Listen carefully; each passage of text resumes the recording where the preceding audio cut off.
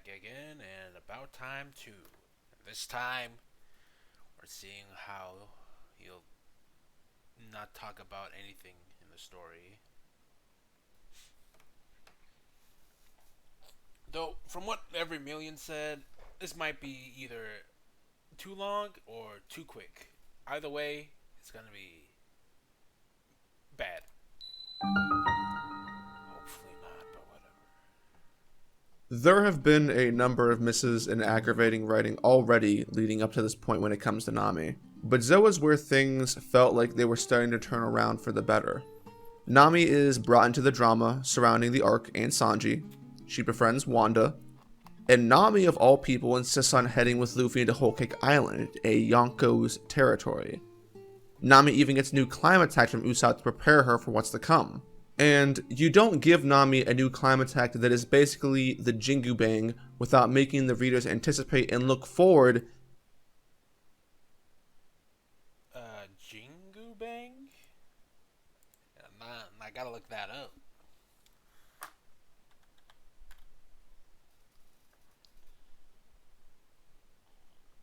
She used it with Zeus? Yes. I just want to know what the hell's a Jingu Bang. It is basically the Jingu Bang without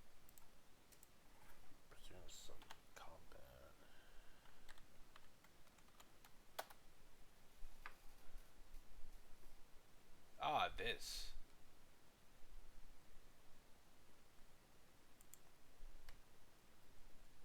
I say this, but I'm still not certain what the hell this is.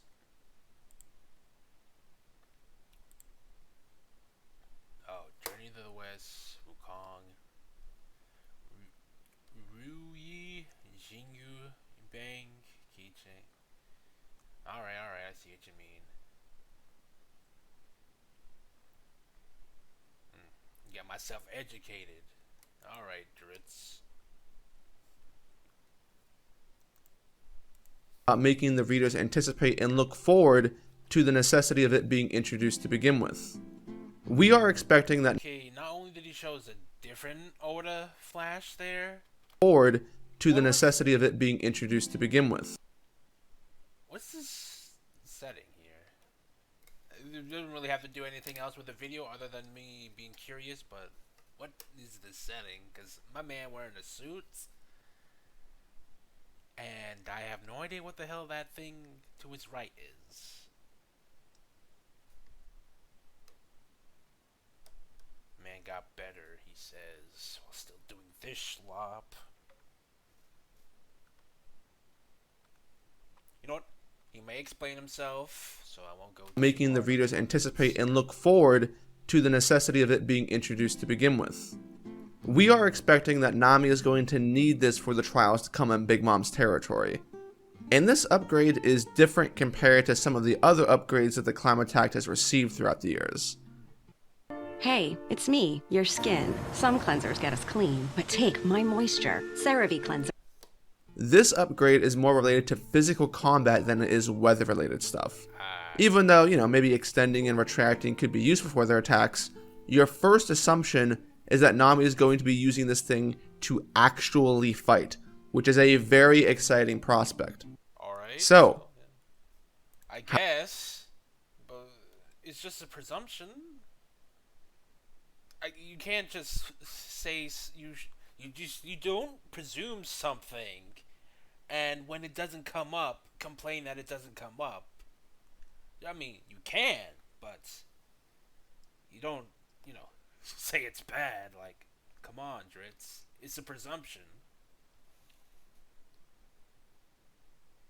Really? She did not hit them with the weak stick?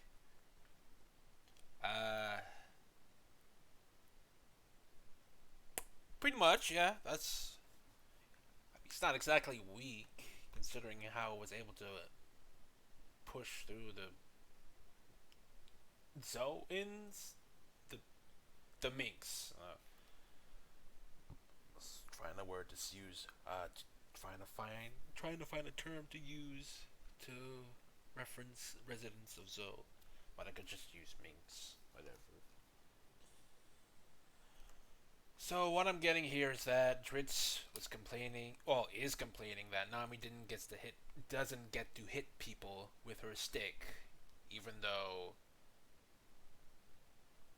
she has several abilities to weaken and harm people without the need of thwacking her clam attack. which is a very exciting prospect. So, how is Nami within Whole Cake Island? God damn it, dude. Let's get into it. I know, right? She was pretty good. She helped a lot in the Cracker fights, pretty much instrumental in defeating him. She actually gets some spotlight. The previous two arcs didn't really give much for her.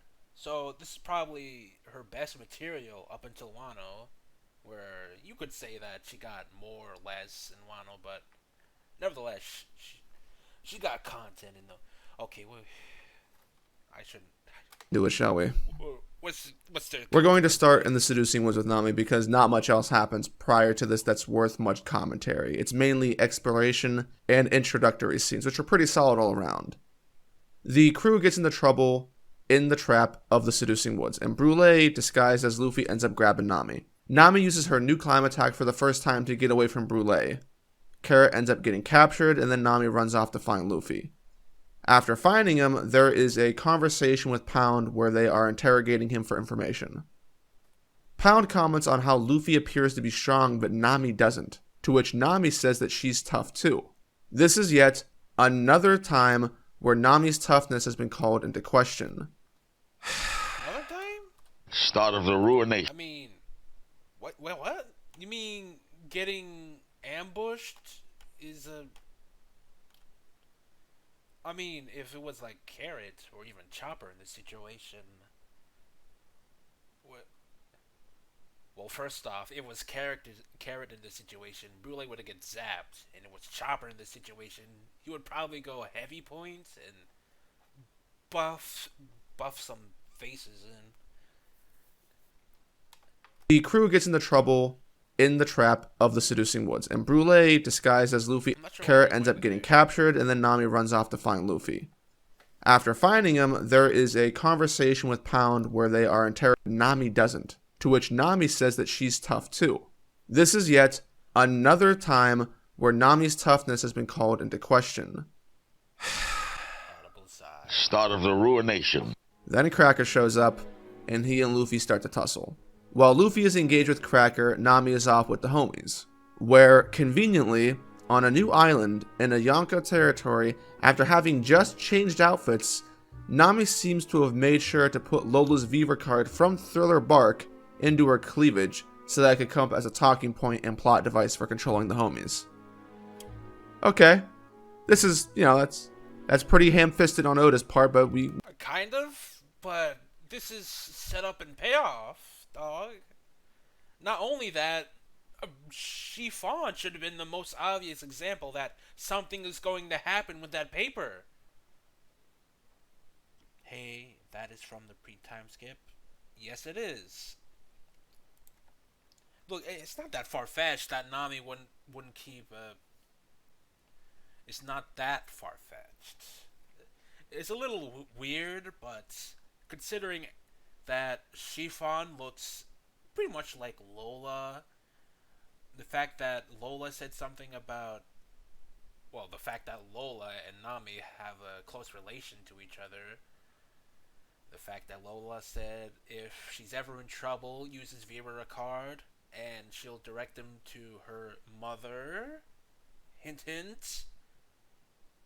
This is all, at the very least, set up so that the Viva card gets some importance. Good or bad, I guess it's up to you, but I say the setup is there and you just have to look for it. So I wouldn't call this ham-fisted. I really say it's fine. I'm not certain how I feel on it, but at the very least, it didn't do too much. Maybe. Well, Well, from what I can see, homies don't really have a strong power level, so. Though it would have been useful when they were running back to the Sunny, so. Whatever. I don't really have an issue with this. Nami seems to have made sure to put Lola's Viva card from Thriller Bark into her cleavage so that it could come up as a talking point and plot device for controlling the homies. Okay. This is, that's pretty ham-fisted on Oda's part, but we can all see where that's going. Oda did not want to spend the time showing a more sensical way of alluding to the necessity of Lola's Viva card in Totland prior to the Straw Hats adventuring there. Oda just used Nami's boobs as an out, which is pretty standard so far. What? She doesn't even have pockets! Oh, if you're complaining about her putting that in between her breasts, then why aren't you complaining that Nami not wearing a proper skirt or pants? Come on, dog. Sexist, dumb and sexist Ritz. He's trying to get offended here, which kind of inadvertently comes up as being pretty prude, considering she literally has no pants or pockets for that matter. So where else would she put it? And isn't he gonna comment on her putting it? Her bringing out the climb attack between her breasts. So why just the Vivera card? And like I said earlier, the setup was there, Dritz. You just didn't read the story. Slash, don't remember the story. Because apparently there was no setup. No setup at all here.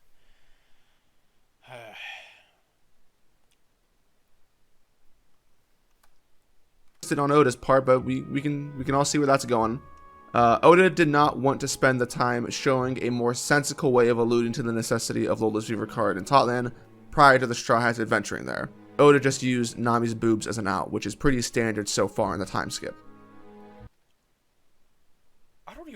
Now that I rehear this, I don't even know why you even bring up the boobs things. How does that have to correlate with the Vivera card in any way? Wait, what? You just want to pull it out of her ass? Do some magic trick between her ear? Freaking sleight of hand? What do you want, Dritz? I really don't know why he said that. This is completely irrelevant to the actual issue he brought up. A way of alluding to the necessity of Lola's Viva card in Totland prior to the Straw Hats adventuring there. Oda just used Nami's boobs as an out, which is pretty standard so far in the time skip. Luffy and Nami... When did she ever use her titties to get herself out of a situation? And it's not even her breasts. Not even her breasts. I don't even know why I have to say this. This is kind of ridiculous. The only other instance where I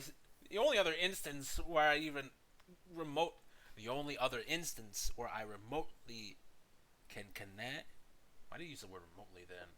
The only other instance where I think titties come into play in the story was a moment in Film Red, where that cat burglar lady. Wait, did I film? I meant to say Film Golds, where that cat burglar lady seduced. I guess that's the right word. The guards handling some packages so that the rest of the Straw Hats could sneak into Gil Tesoro's super mansion casino. Other than that, I don't know why he brought up the breasts other than Dritz needing to make Nami look more of an accessory.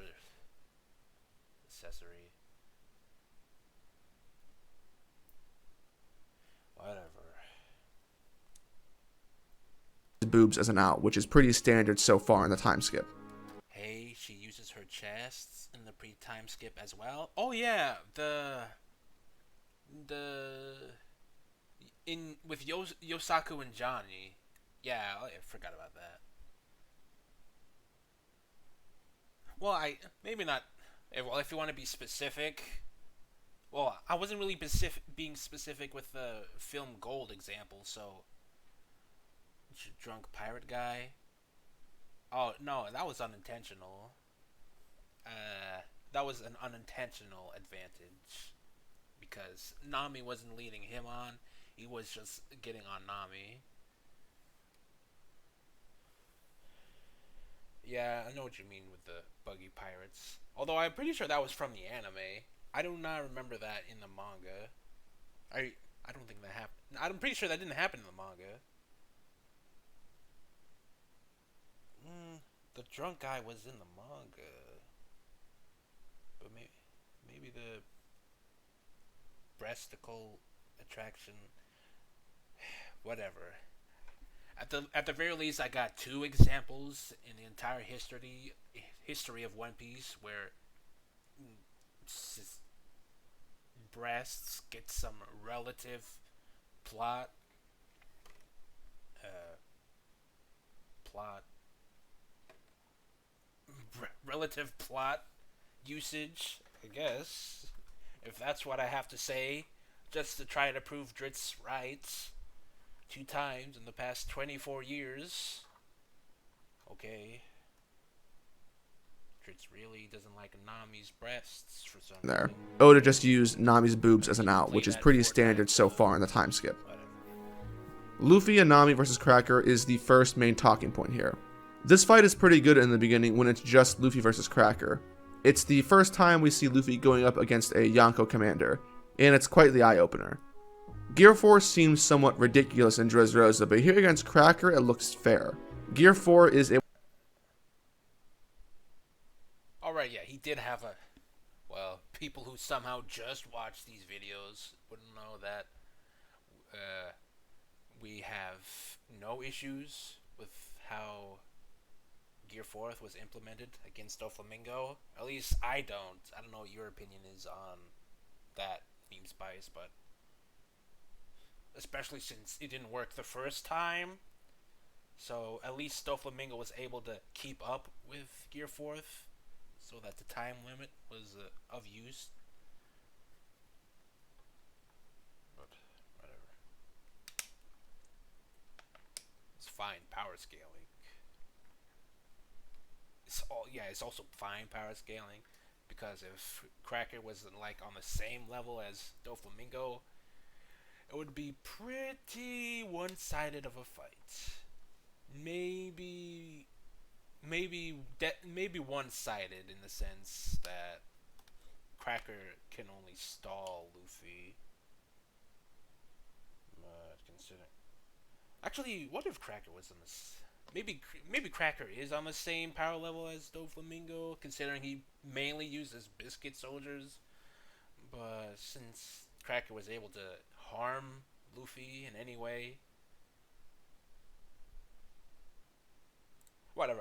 This is just speculation on power scaling on my part. seems somewhat ridiculous in Dressrosa, but here against Cracker it looks fair. Gear 4 is able to power through parts of Cracker's defense with its insane offense, but it's on the back foot against an army of biscuit soldiers and then Cracker himself.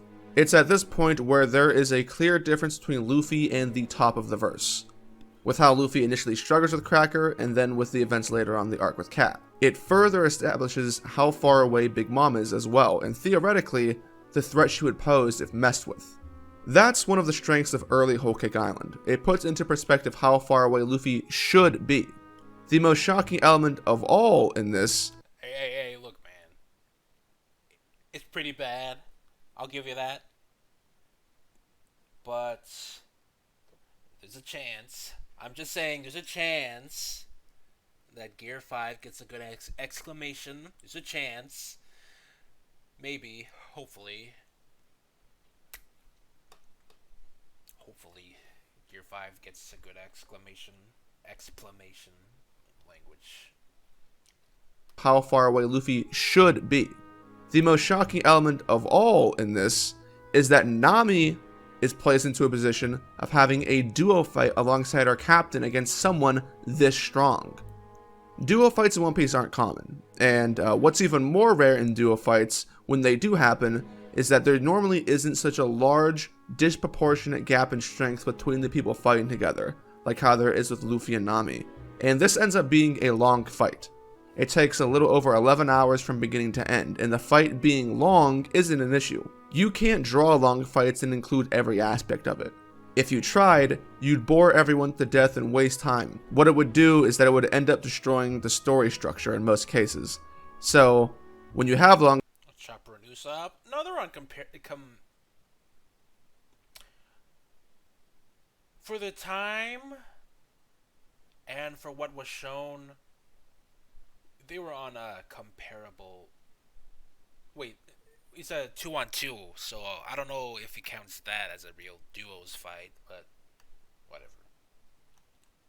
For the time, they were somewhat comparable in strength. I say somewhat because Chopper's innocence, naivete, and cowardice, while Usopp being a big freaking baby. Well, not actually being pretty strong, but he's a pretty good shot. I don't know. Maybe that doesn't really balance each other's out, but it's fine. of it. If you tried, you'd bore everyone to death and waste time. What it would do is that it would end up destroying the story structure in most cases. So, Yet, Dritz, well, he didn't really bring it up yet, but I'm pretty sure he will. I'm just making sure. I'll just put this here. If anyone cares to rewatch this and call me on this bullshit, that Dritz is going to complain about this sort of happening in Wano. I'm kind of certain about him complaining about Big Mom and the worst generation. Well, yeah, the worst generation versus the two Yonkos and how they're getting spliced between other fights and moments. I hope he doesn't complain about that, but what are you gonna do?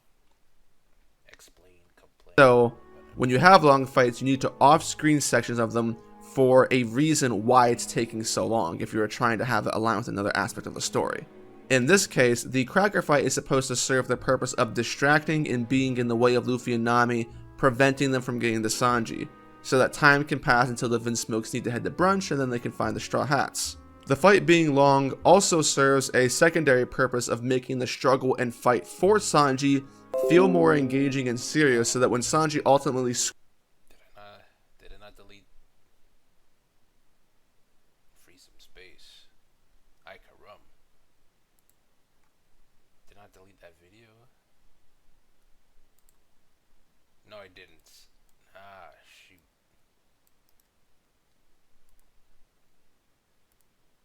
Okay, the recording didn't stop. It's a minor setback, but nothing happened. Hey, remember when he was upset? Them cutting to citizens and Dressrosa's pace? Oh yeah, I forgot about that. You know, it's different because it wasn't 2 hours or 4-hour fights. It's because the story specifically said that it was an 11-hour fight. It's specifically because the fight itself was said to be very long. 11 hours specific. I'm pretty sure that's the reason.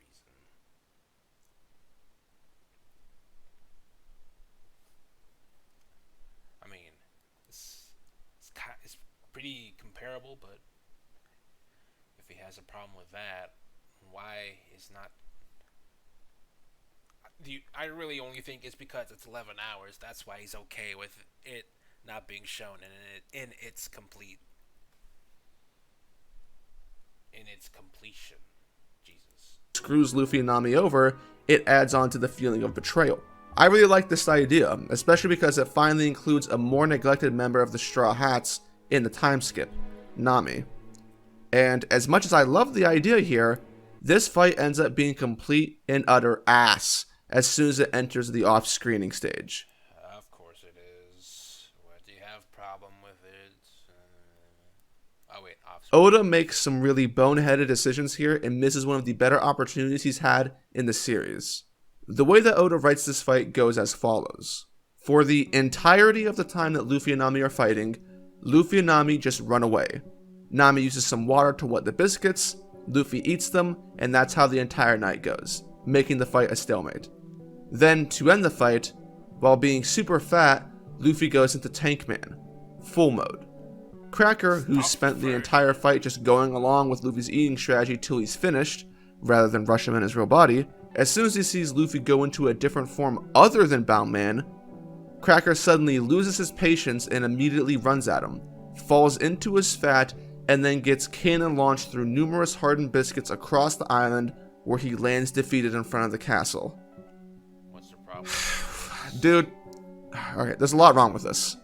From a technical standpoint, this fight is stupid. At some point during the fight, Nami provides the answer to Cracker's biscuit soldiers with water, something which should make Nami the highest priority of a target to defeat and get rid of, from Cracker's perspective. Yes. If Nami is taken care of, then, he should think he can defeat Luffy. We understand that Nami has the homies helping her, but these homies are all garbage. Definitely not something that could infinitely protect her from Cracker, who was killing homies by mean mugging them. And since Cracker can create infinite biscuits, it does pose a challenge for Luffy to always be there to defend. Hey, how come he with Luffy right there in all caps? Luffy right there in all caps. No, he won't bring that up. He just won't bring that up. It's an interesting thing. White Dritz wouldn't bring that up because it's not like that entire point would debunk the entire argument. Also, King Bomb running as protector of Nami, you could just run away from some of Cracker's attacks and biscuit soldiers, but Infinite biscuits, whatever. it does pose a challenge for Luffy to always be there to defend her, especially as he gets fatter and fatter from eating the biscuits. When Luffy's that fat, Cracker himself could just go after Nami while the biscuits go after Luffy, and it'd be a threat that way. But no. He wasn't particularly weakened when he was getting fatter, so I don't know if you read the story. Well, actually, I didn't read it, I watched it, but it didn't seem like Luffy getting Gigantosaurus was hindering him anyway. Well, apart from him saying that he can't eat another bite, but whatever. He's a pirate king. His appetite should be unlimited. He's fatter and fatter from eating the biscuits. When Luffy's that fat, Cracker himself could just go after Nami while the biscuits go after Luffy, and it'd be a threat that way. But no. Cracker seemingly employs the same strategy for 11 hours straight. At that point, he's still kind of winning a battle of endurance, since making the biscuits doesn't seem like it takes much away from him. His decision then to jump Luffy is dumb. But, that's not all. Tankman. If it's dumb, then if you think I don't. What you mean when he was in tank stuff version? I don't know. I don't know what he means by this, since he kind of contradicts 11 hours straight. At that point, he's still kind of winning a battle of endurance, since making the biscuits doesn't seem like it takes much away from him. His decision then to jump Luffy is dumb. But, that's not all. Cracker also thinks that Luffy is tiring down, and him eating all the biscuits is gonna slow him down. So I don't see why you couldn't just deal with Luffy at any point after the 11-hour marks. I don't understand that point. Tankman Full Mode was introduced, which is a new form of Gear 4, which is interesting. The fact that it's called Full Mode implies that Tankman Regular Mode might exist. Tankman, as it turns out, is never brought up again in the story or by the end of Wano. It's still possible that regular Tankman makes an I see you typing me in Spice. You knew it? You knew what? He's going to explain that. he's going to complain that a new version of a move doesn't get used when it has such a specific use. It was never used again. Yeah, who would have saw that one coming? It's not like being a literal immobile wall would be some sort of negative in most, well, at least some cases of a fight. At least some cases. At least some fights. You know, being literally immobile. Well, we don't actually see him move, so most likely immobile would do it on in a fight.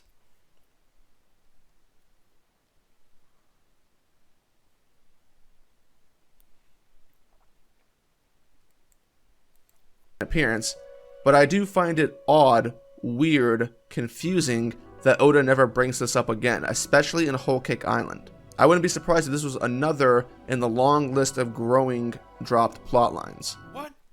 What else could? What type of plotline would Tank Man need or have? What what plotline did the other versions have? All three of them kind of just come out of nowhere. So I don't know what type of plot reasons would this one in specific this specific Gear Fourth, not this variation, would need to have a plot points attached to it in a story where the other two just came out of nowhere. Because I'm pretty sure he's going to have some sort of dialogue on how Snake Man comes out of nowhere. Hopefully not. I mean, he didn't really say anything about Tank Man, but if he's complaining that this Tank Man doesn't have a story reason or needs some sort of plot point for it to exist, then I'm pretty sure he's going to complain about Snake Man needing a plot point for it to exist. Drit's really telling us does not read the story. No duh.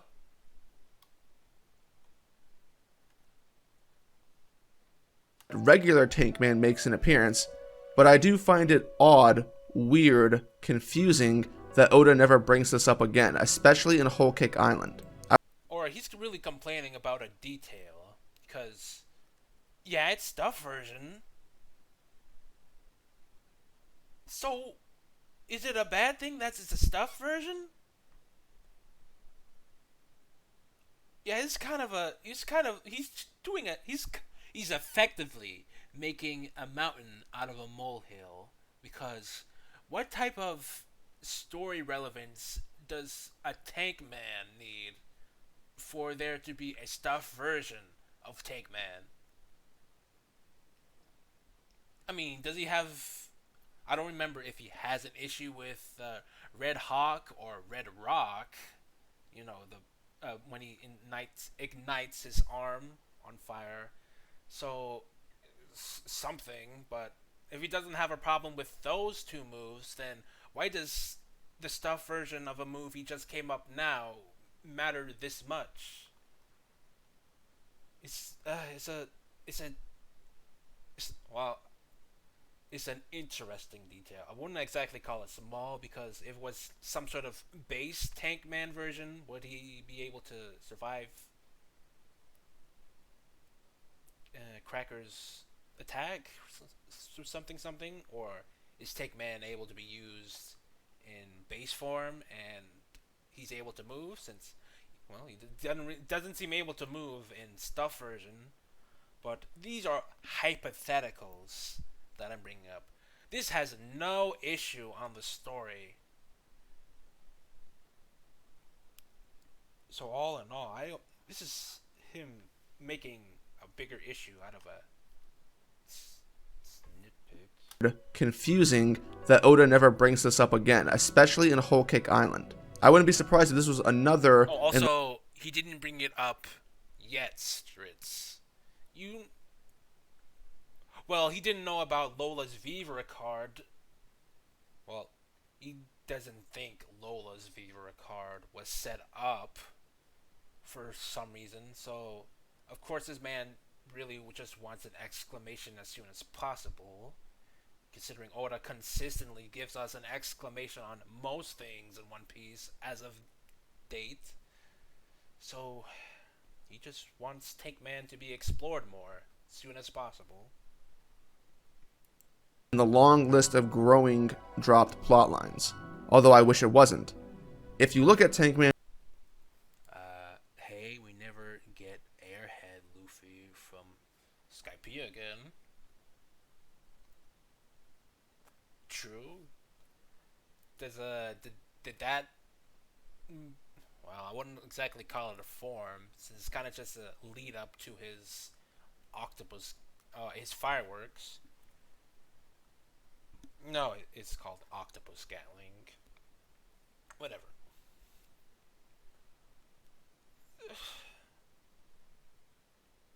I don't know why he's getting so bent up over this technicality in Tank Man.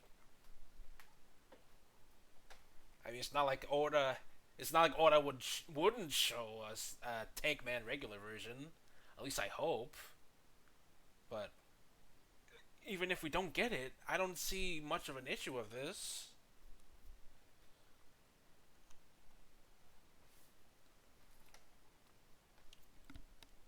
growing dropped plot lines, although I wish it wasn't.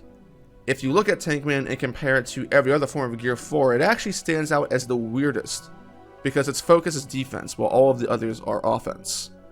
Gear 4 is an attack-oriented form, for the most part, and has a time limit. Spending a lot of hockey on defense seems like it might be a waste of time unless it was utilized properly against a much stronger force. Telling me, he can see through the future, right? He would literally be a sitting duck. Maybe. If it was a normal version of Tank Man, he might be able to move somewhat. I'm just saying. So, yeah. Dritz, you're not smart, Dritz. He's just fat Gear 4.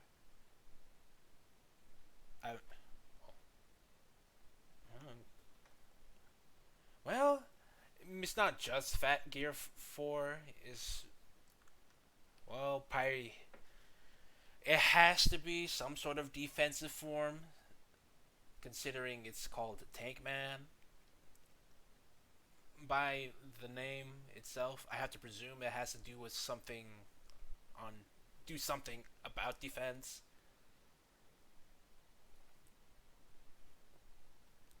It's effectively a gambit to block incoming attacks from Cracker. It's more like a counter than anything else. He was able to reflect Cracker's attack and him along with the attack, so it's more like a counter. As far from what I could know and from what I've seen in the story, it's more like a counter. And since Katakuri can see the future, he should be able to see Luffy using Tank Man, whatever version, and just associate not fighting him until either Luffy gets out of Tank Man or loses his haki. So him using it against Katakuri would effectively be his nail in the coffin. Time unless it was utilized properly against a much stronger force. Or if Luffy could switch in between the forms to make use of each as he needs them. More importantly, He would have done it, right? I mean, we don't really see him switch between them, so this is only a presumption. This has no grounds to stand on, Dritz. Why did you bring this up? switch in between the forms to make use of each as he needs them. More importantly, Oda completely ruins the gimmick of this fight. When Cracker's real body is introduced, like a complete idiot, Cracker reveals his weakness to Luffy. Cracker has developed all of these misfit soldiers because he himself is not durable or tanky. What? It just so happens that I absolutely despise pain. Hell, I can't even stand a prick of a shot. I mean, let's just see what he goes from here. To all of these misfit soldiers because he himself is not durable or tanky. He states that the smallest of injuries will completely incapacitate him. The Okay, goal of that's this not even what he said, Dritz. Come on, dog. You're not. This is you're overreading this, Dritz. At best, the man hates pain, or at least he's sensitive to pain. I think he has overactive nerves or something. Either that or he has a phobia of pain, or at least some sort of fear or strong reaction to pain. But where here does it say that he'll just get freaking incapacitated by not a stray, by being hurt? He just doesn't like getting hurt. That's the best you can assume from this. has developed all of these misfit soldiers because he himself is not durable or tanky. He states that the smallest of injuries will completely incapacitate him. The goal of this fight is pretty clear with this information. What Nami and Luffy have to do is find a way to get past Cracker's defenses and injure him. If they do Which is what they did. that, they win. This is a tactic you've probably seen in other stories and in video games. But Oda abandons this concept with the way that Tankman handles Cracker. Luffy and Nami don't end up outwitting Cracker. They don't find a way past his defense. Cracker just walks straight into defeat without being baited into it. And it's He said himself. No, not he didn't say himself, but he was goaded into Luffy's form because he didn't think he was gonna do anything. He underestimated Luffy, and he fell through his well, I wouldn't say trap, but he just fell through and got hit by his attack. That's what happens, Dritz. He wanted. You think fighting for 11 hours, one side wouldn't be aggravated to all hell through repetition?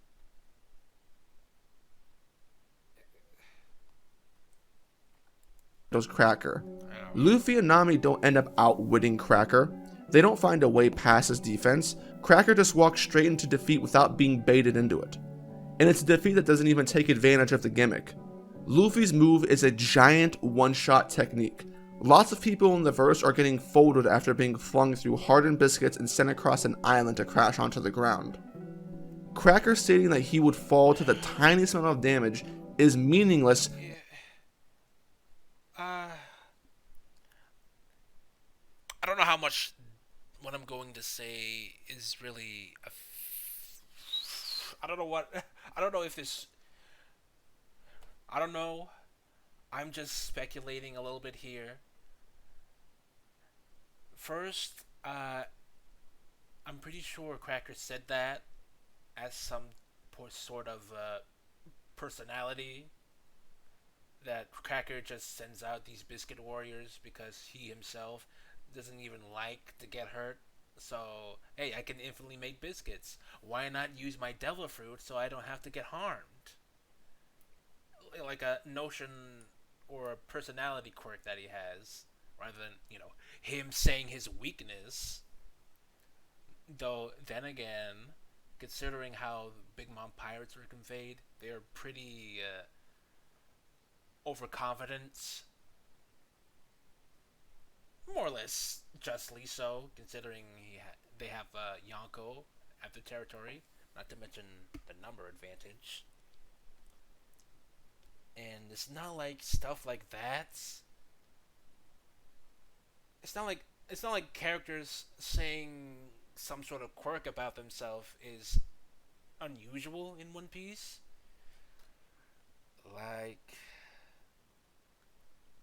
Kind of like with Ohm in Skypiea. Well, it's kind of with all the priests.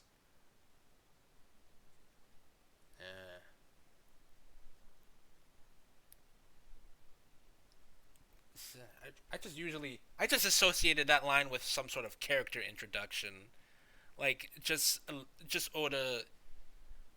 Well, I don't want to use exposition, since it doesn't.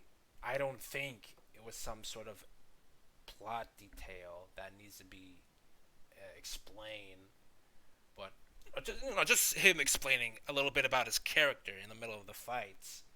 That's all I took from that comment. So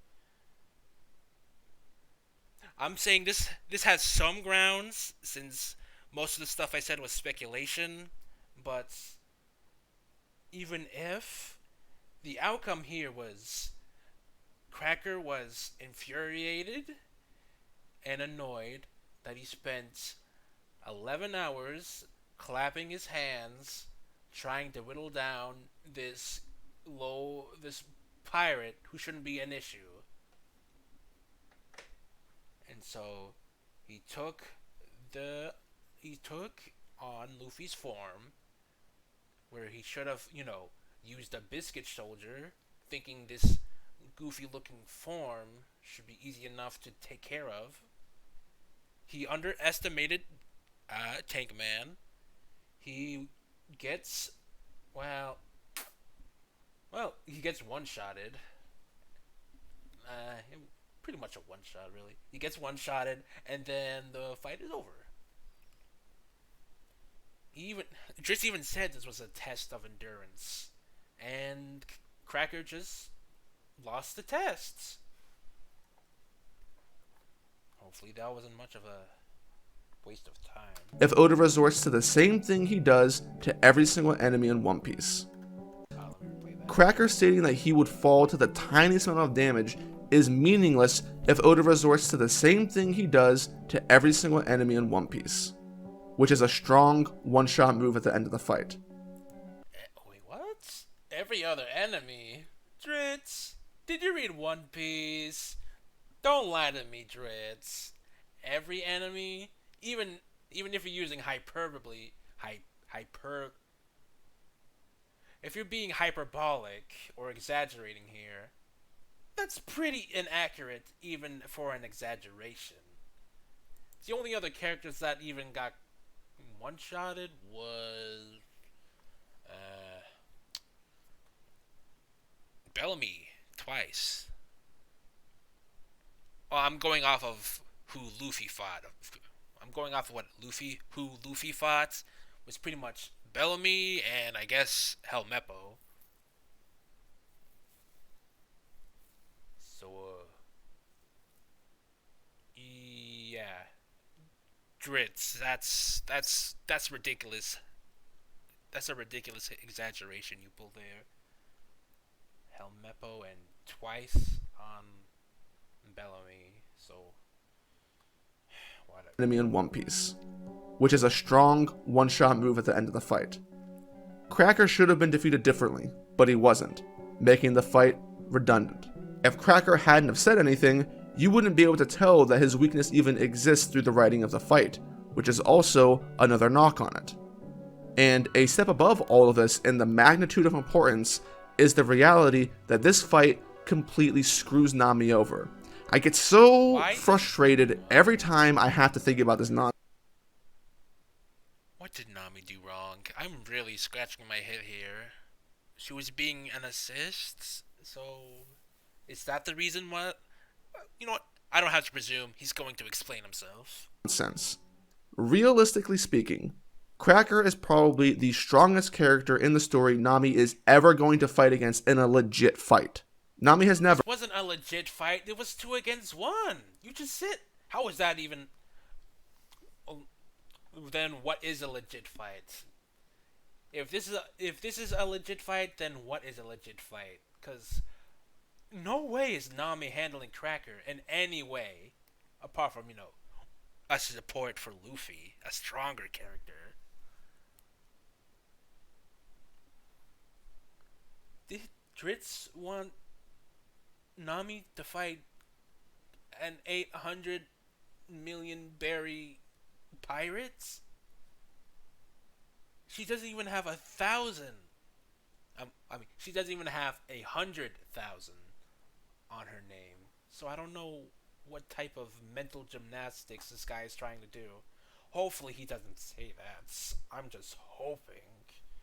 character in the story Nami is ever going to fight against in a legit fight. Nami has never, historically, been a strong fighter, and she probably won't be that strong by the story's end, despite the level of power-up she gets later, which is another issue. But the fact that Nami isn't strong like Zoro and Sanji limits the kind of... Remember when he said Brook won non-legitimately? I wish I didn't remember that, because I was quite angry when he said that. I was freaking fuming, believe it or not. Though the recording didn't really sound it, I was really ticked off when he said that. Just, Dritz showing his, bias against comedy in One Piece. Because if it's funny, then why have it in the story? Well, at least that's what I'm getting from Dritz. He just doesn't... What? Why? What does Dritz like about One Piece?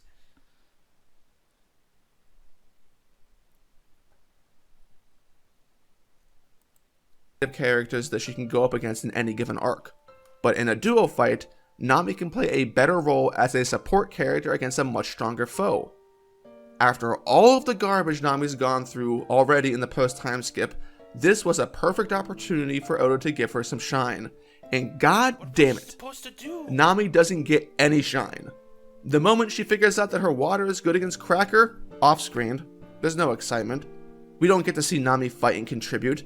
She just spends the entire fucking time hiding on top of King Bomb, casting magic missile in the most uninspiring way possible. Cracker's too stupid to find a way to go after her, and Nami's saying that Luffy's hunger is bottomless and he's gonna be the Pirate King isn't meaningful. If anything, it's kind of cringe. And here's the kicker, dude. Nami's new climate act is useless. Useless! The only time it does anything is when she first uses it on Brûlé. Why the hell did Oda give Nami a new power-up if it wasn't going to matter? What is that? And you may say, dude, what about the Zeus stuff? Any climb attack can shoot out black balls. There's nothing here to say that this is a new aspect of Nami's staff. And even then, that's a really low bar. Oda gave her this weapon for no reason. Like, imagine in your head if Oda gave Enma to Zoro and Wano, the raid suit to Sanji and Wano, and then absolutely nothing happened outside of the first time they used it. Zoro cutting that cliff was the only thing it did the entire arc. That's the exact same thing that happened here with Nami. Nami has no standout scenes combatively, and it's just ridiculous. These are base...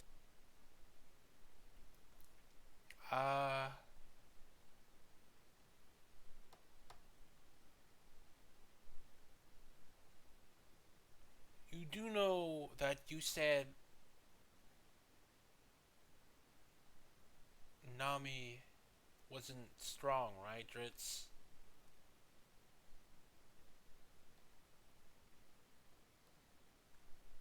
Also, it's a freaking staff? What type of advantages do you think an extending staff would be against a character that can make infinite biscuits are seemingly as strong as like steel?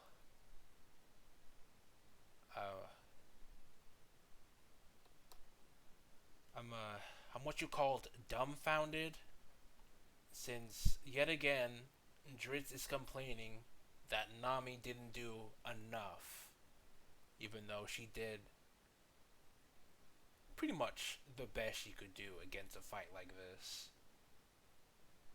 This whole video was just unlocked? No, that's pretty much how I talk. I say pretty much, but well, it's kind of a me thing, so I won't say too much about it, but I would say the stuttering is the usual.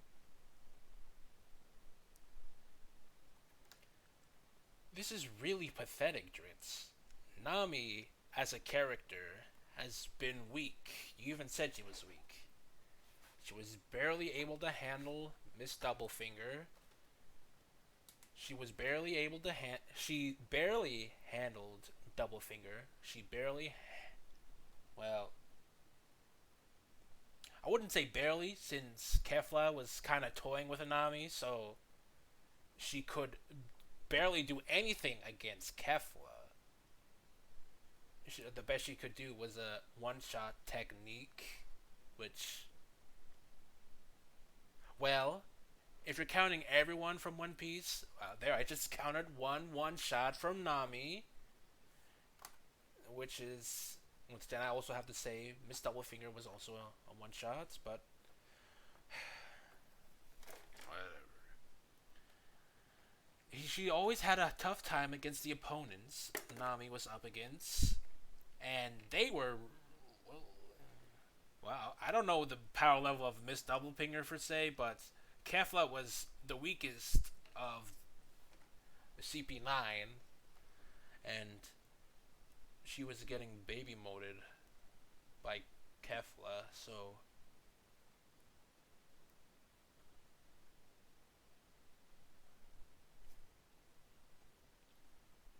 whatever. Now, as on to Nami's abilities, she's been consistently using the climate attack to manipulate the weather, spawn cool balls, heat balls. She's using thunder tempo, sometimes rain tempo, then thunder tempo, mirage tempo that one time, which she has a problem with Nami using a mirage, something that wouldn't need to have setup. Not to mention other characters with observation hockey, and not to mention Nami's not that strong of a character, and not to mention that Nami would need a reason to use mirage tempo, which I think he might actually bring it up here, since he alluded that Nami should use mirage tempo here, but we'll see what if he says something about that. So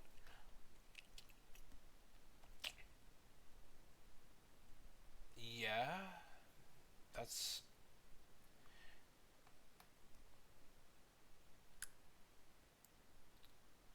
so. All I'm getting here is that he wanted Nami to use her staff to hit Cracker. He literally wants Nami to spin her baton, knock out a couple of teeth, and then freaking give Cracker a concussion? Is that what he wanted? Because not only is Cracker phenomenal, not phenomenal, I can't even say that word, incredibly strong and a lot stronger than Nami, she's been consistently using the weather for her combat. So him wanting Nami to use the staff as an actual staff is fine, but she can't use it here. You must understand, Dritz. Cracker himself was about to kill Nami. I'm not sure if they had it in the manga, but in the anime, when she at least tried to fight Cracker, she was getting ragdolled. So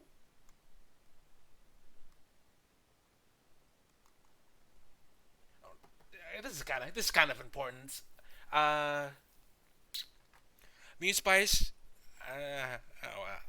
could you look up in the manga where Nami fought Cracker? Because if that doesn't exist in the manga, then this is, well, of course, we already went over how many times Dritz hasn't read the story, but if that's there, then that should have been example enough. Enough of an example for Dritz to see that Nami had no chance of fighting Cracker at all.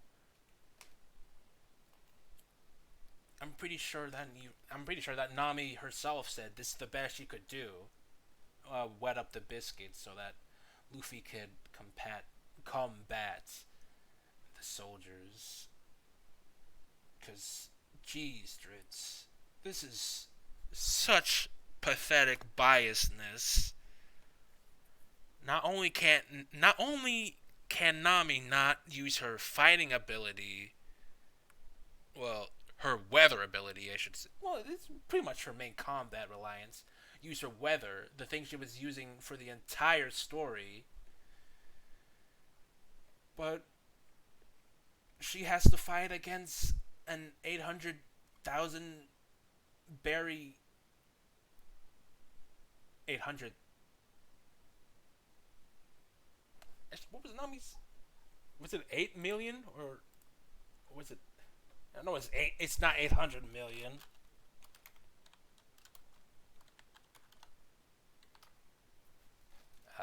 Wow, she isn't even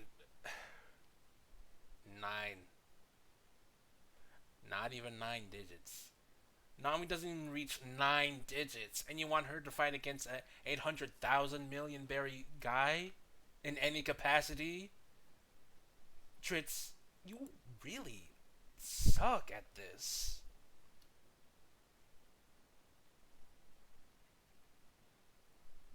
No standout scenes combatively, and it's just ridiculous. These are basic shonen things here, people. Power-ups are very easy concepts to understand. How did Yet you don't understand that having a staff that can go even longer than the average staff wouldn't do anything against someone, if not infinitely, or let's not say that, significantly stronger, faster, and more capable in a 1v1, like Cracker is to Nami. Dritz, you do not understand power scaling. and it's just ridiculous. These are basic shonen things here, people. Power-ups are very easy concepts to understand. How did Oda fumble this hard? What's going on behind the scenes to allow this? But Oh, come on. You're not using this again. Also, is he really saying that power-ups equal you should be able to be as strong as the bad guys in the arc? Because this is what I'm getting. Because apparently a simple power-up as better weather control and a longer staff means you should be able to at least handle Cracker in a one. Well, so I didn't remove the videos, and so the memory was still there. Didn't have enough memory for the rest of the video. So part 6, because I'm not splicing these videos together. That's gonna take way too much effort for me. What was this saying again? Nami is not that strong. Her climb attack didn't get much of an upgrade so that she could combat someone on Cracker's skill level. I don't know how this is a hard thing for you to understand, Dritz. Not all power-ups are the same, and this power-up specifically did not warrant this type of power-up. It's just a better staff. Nami herself isn't even that strong. You're associating way too much, and this is a clear misunderstanding on what shonen power-ups is. Clearly a misunderstanding, because apparently this is really pathetic. Dritz, come on. Very easy concepts to understand. How did Oda fumble this hard? What's going on behind the scenes to allow this? Not that good of a power-up, Dritz. I made all the right moves, didn't I? Oh, yes, sir. Every move a right one.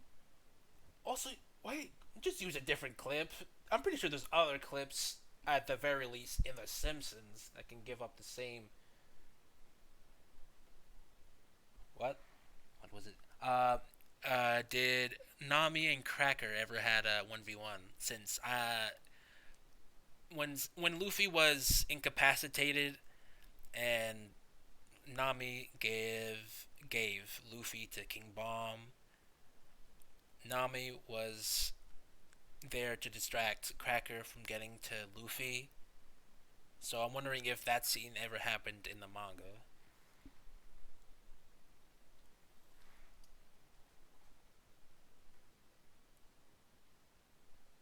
And there this is.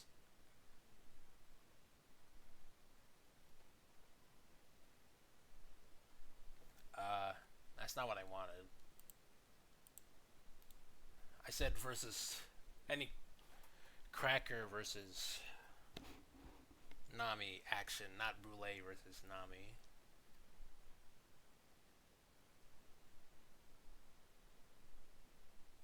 I don't know what this is supposed to insinuate.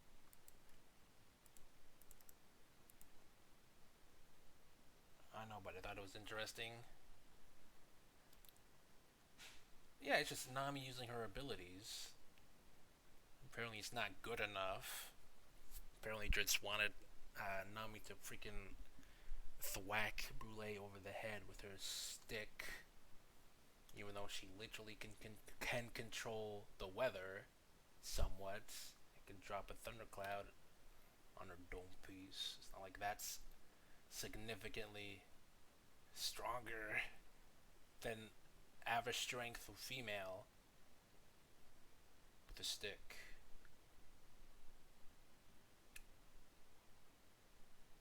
Also, didn't Usopp say the new climate attack has better weather control? But whatever, who cares about her weather abilities? Just swing that baton, Nami, like a real, real fighter, I guess. It's not like she wasn't doing fine enough with her own set of abilities, but now she has to. Whatever. I see it all now.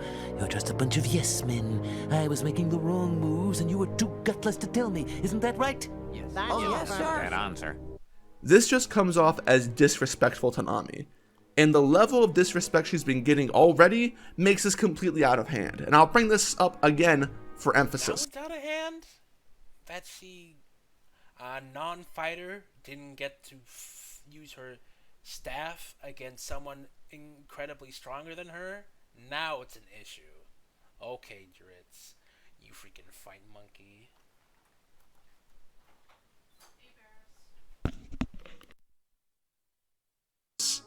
In Dressrosa, Frankie hyped up Nami's change from the time skip to give the impression that she wasn't the same way she was before, only for Oda to prove the opposite. Here in the Seducing Woods, Pound implies that Nami is weak as fuck, and when push came to shove, Oda has Nami get babysitted the entire fight and proves that she is weak as fuck. This is not a satisfying way to deal with conflict. You can't just throw Cracker into the story and then get rid of him in the worst way possible because you didn't feel like seeing it through to the end. Had this been a difficult fight that made proper use of its characters, it could have added a lot of what its purpose was supposed to be in regards to Sanji. But this was a difficult fight. You just said this was a stalemate. Aren't stalemates difficult? He's really trying so hard to make Nami seem stronger than she actually is. Good lord, this man does not know how to read. Man does not know how to read. it doesn't. And this Cracker nonsense just adds more salt into the wound when we've already talked about how Oda does or doesn't resolve the conflict between Nami and Sanji. Because Nami got screwed over in that, and Nami gets screwed over in this. Every positive aspect that Nami gets in this arc that could have been good gets made into a joke. Nami's loyalty to Luffy that we talked about earlier, yeah, that's nothing. Nami, why don't you just forgive Sanji-sama instead of maintaining your character agency? It's just stupid. For the rest of the arc, the What? Now you're just gonna gloss over this? Why are you gonna gloss over this? She still doesn't like that Nami. I mean, she doesn't like that Luffy got hurt on Sanji's hands. It's a personal issue to her. Not to mention, he's still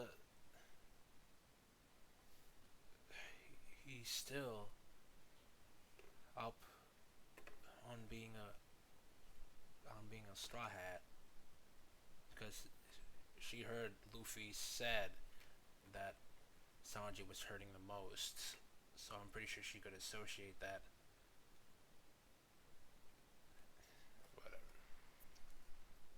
Instead of maintaining your character agency. It's just stupid. For the rest of the arc, the only thing Nami is used for, is fan service, and many times at Sanji's benefit. It just comes off as Sanji's benefits.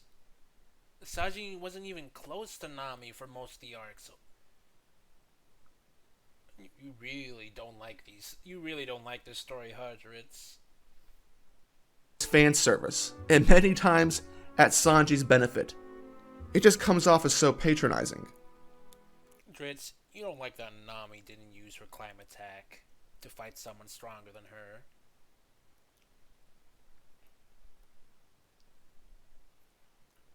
Really?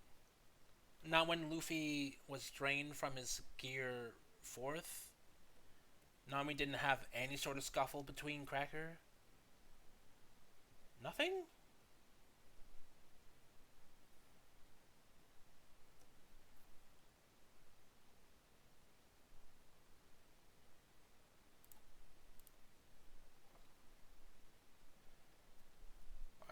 Well, it's kind of a waste of time, but I guess I'm looking this up.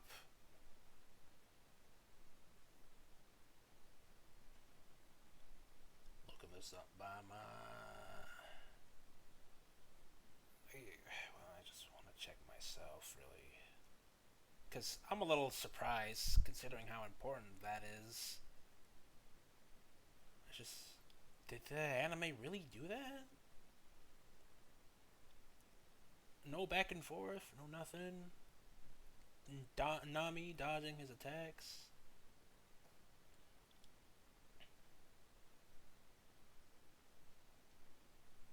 Ryotsu. That's pretty cool.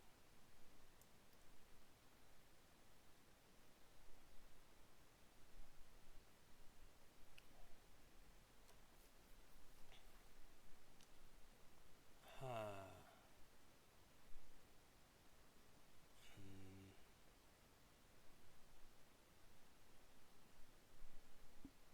Flashback.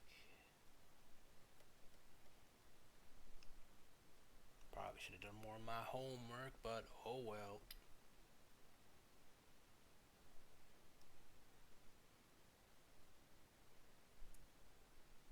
I got up against Cracker. I was even on this page. Then I stopped raid, and you went gear 4th. Broke through his armor. I mean, the biscuit disguise. Oh, well, it seemed like it. Well, now he did. Cracker gets the jump on him. Biscuits reform. Calling Gatling. Influences the homies. Probably should edit this out, considering I'm just monologuing stuff that is even showing up on the. Oh well. Nope. Didn't show Nami trying to save Luffy when he was out of hockey, huh? Nothing at all.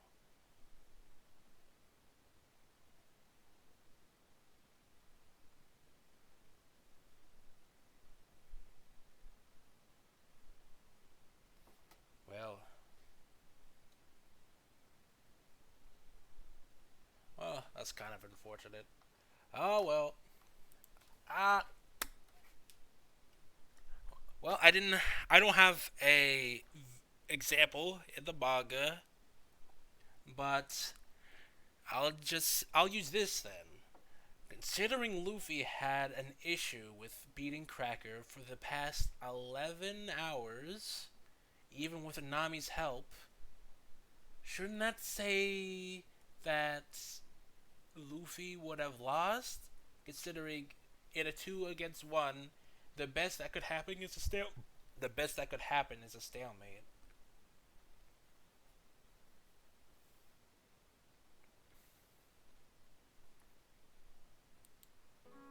The only other talking point with Nami in this arc is how she's able to rob Big Mom of Zeus by saying lightning loves other lightning while producing the black balls, which, let's ignore that. Let's pretend that sentence and that reasoning makes sense for a little bit. One of the Dritz, you thought a power-up meant she was able to handle Cracker on her own. Any power-up. Any quote-unquote shonen power-up. Because apparently you gotta drag other shonen down for a mistake that One Piece did. For some reason. the issues with Zeus that everyone had is that the robbing of Zeus doesn't come off as anything other than a plot device so the Straw Hats don't die when Big Mom is chasing them like some Scooby-Doo villain. Zeus being stolen comes at the expense of Big Mom's character and her presence within the arc as a threat rather than an achievement for Nami. I guess. But it's not like Big Mom was in her right mind at the moment, so... I mean, Prometheus was doing all the talking to get Zeus back to Mama's side, Big Mom's side. So Nami wasn't clever. Nami didn't earn it. She didn't burgle it like a proper thief. It wasn't a good moment. how do you burger a thundercloud? Come on. How do you burgle a thundercloud is not something I think I would say in this on this revisits. Whatever. Didn't earn it. She didn't burgle it like a proper thief. It wasn't a good moment. And that's quite the thing for Oda to mess up. Nami acquiring a Yonko caliber weapon and companion in Zeus should feel like a triumph, a huge reward. Could you have imagined ever at any point in time such a thing happening before? Like, it probably never crossed your mind that Nami could get something that strong. Especially Nami. If you just take a second to think about this conceptually, Nami... Especially Nami, I mean...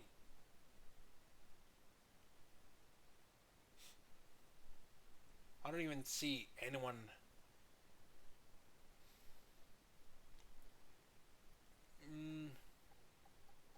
Well, for starters, Zeus didn't really do any damage to Big Mom with that Thunder Strike, so yeah. I didn't really have an issue with Nami getting Zeus. So let me just play that back a wee bit. Burgle it like a proper thief. It wasn't a good moment. And that's quite the thing for Oda to mess up. Nami acquiring a Yonko caliber weapon and companion in Zeus should feel like a triumph, a huge reward. Could you have imagined ever at any point in time such a thing happening before? Like, it probably never crossed your mind that... For starters, why would there be a Yonko weapon anytime before now? For, I guess, something in the dress. I guess Dress Rosa. But far from then, I don't see any other instance where any one character would get an item of this power level. So I don't understand why he brought up that point, but acquiring a Yonko caliber weapon and companion in Zeus should feel like a triumph, a huge reward. Could you have imagined ever at any point in time such a thing happening before? Like, it probably never crossed your mind that Nami could get something that strong. Especially Nami. If you just take a second to think about this... Also, you say especially Nami. I would say out of any character, Nami would be the one to get something like this. Cracker says this as he charges Luffy in his Takeman form. This is quite different from the original transformation. can you even fight like that? So, yeah, like I said, he undermined Tank Man. He was overconfident, and he got he got served. He was overconfident, and he got served.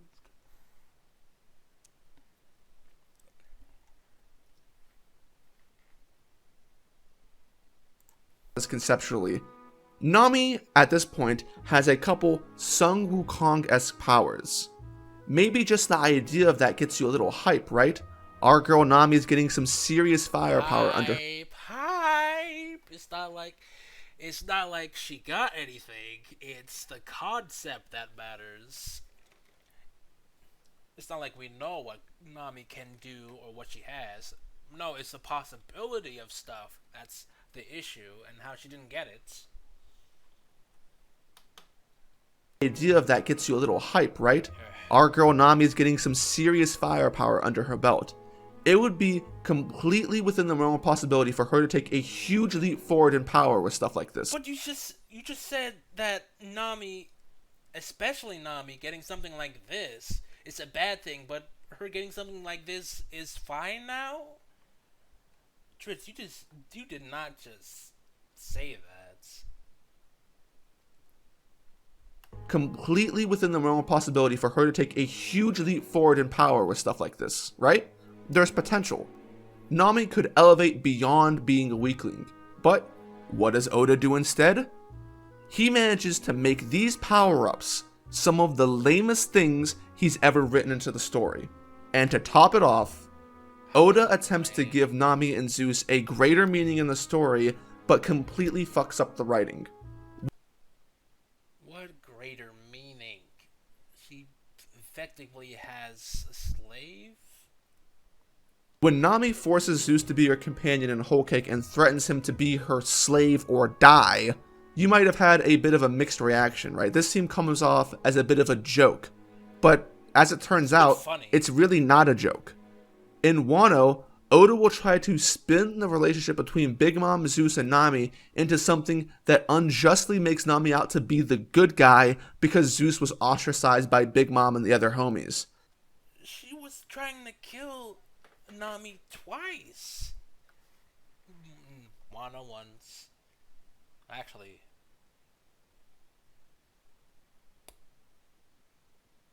she didn't really use. Okay, several times. Yeah, once, twice, several times. Several times in Whole Cake, and once time in Wano. So why would she care about a thing that tried to kill her so many times? He clearly doesn't understand their relationship. If Nami would be alright with having a servant that tried to kill her several times. Not to mention was flip-flopping allegiance since she went back to Big Mom and was begging to go back to Nami, so I get an unreliable slave? Is that what you want Nami to get? Someone that can backstab her at any moment when fighting against the Big Mom? The relationship between Big Mom, Zeus, and Nami into something that unjustly makes Nami out to be the good guy because Zeus was ostracized by Big Mom and the other homies. But here's a question for you to mule on. What's the difference, if any, between how Big Mom treats Zeus and how Nami does? Yeah. With starters, that was a threat. Because the context here is that she would die to Big Mom for this betrayal. But in Wano, he was literally dying from Big Mom. So this was effectively an ultimatum for Zeus. And Nami didn't even want a Zeus climb attack. So this is Dritz didn't really read the story, did he?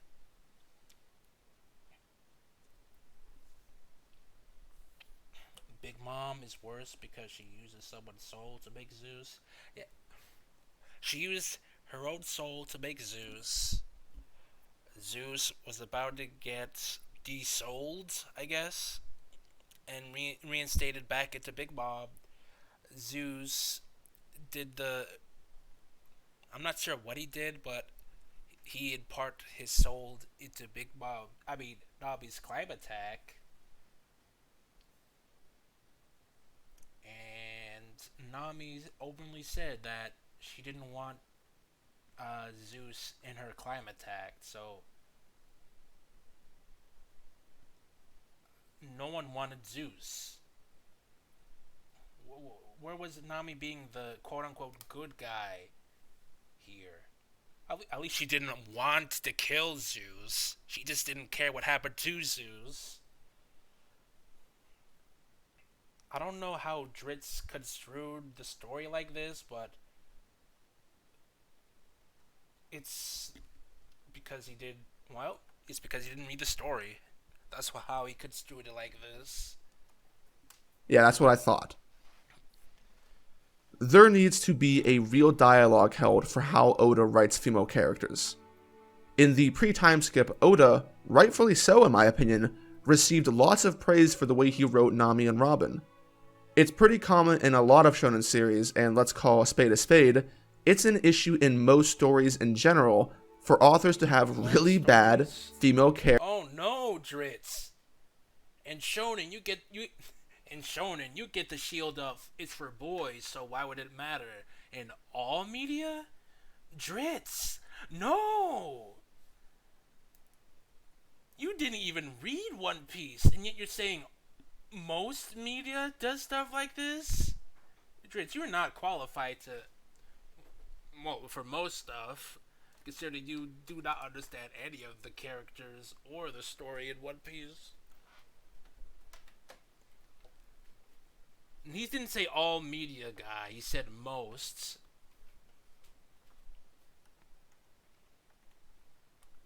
It's pretty common in a lot of shonen series, and let's call a spade, it's an issue in most stories in general for authors to have really bad female characters and representation. But Nami and Robin stood out as a bit different from the rest of the generic prototypes that we've seen come and go throughout the years. That doesn't mean they were perfect. They weren't. It's not as if they were relevant in every arc, or everything that they did was always groundbreaking stuff. Why are you giving Nami and Robin such a tall hill to climb on? Because they were perfectly fine. Because other characters... Jesus, my nose. You know, I'm just gonna let him talk. That we've seen come and go throughout the years. That doesn't mean they were perfect. They weren't. It's not as if they were relevant in every arc, or everything that they did was always groundbreaking stuff. There were some fumbles.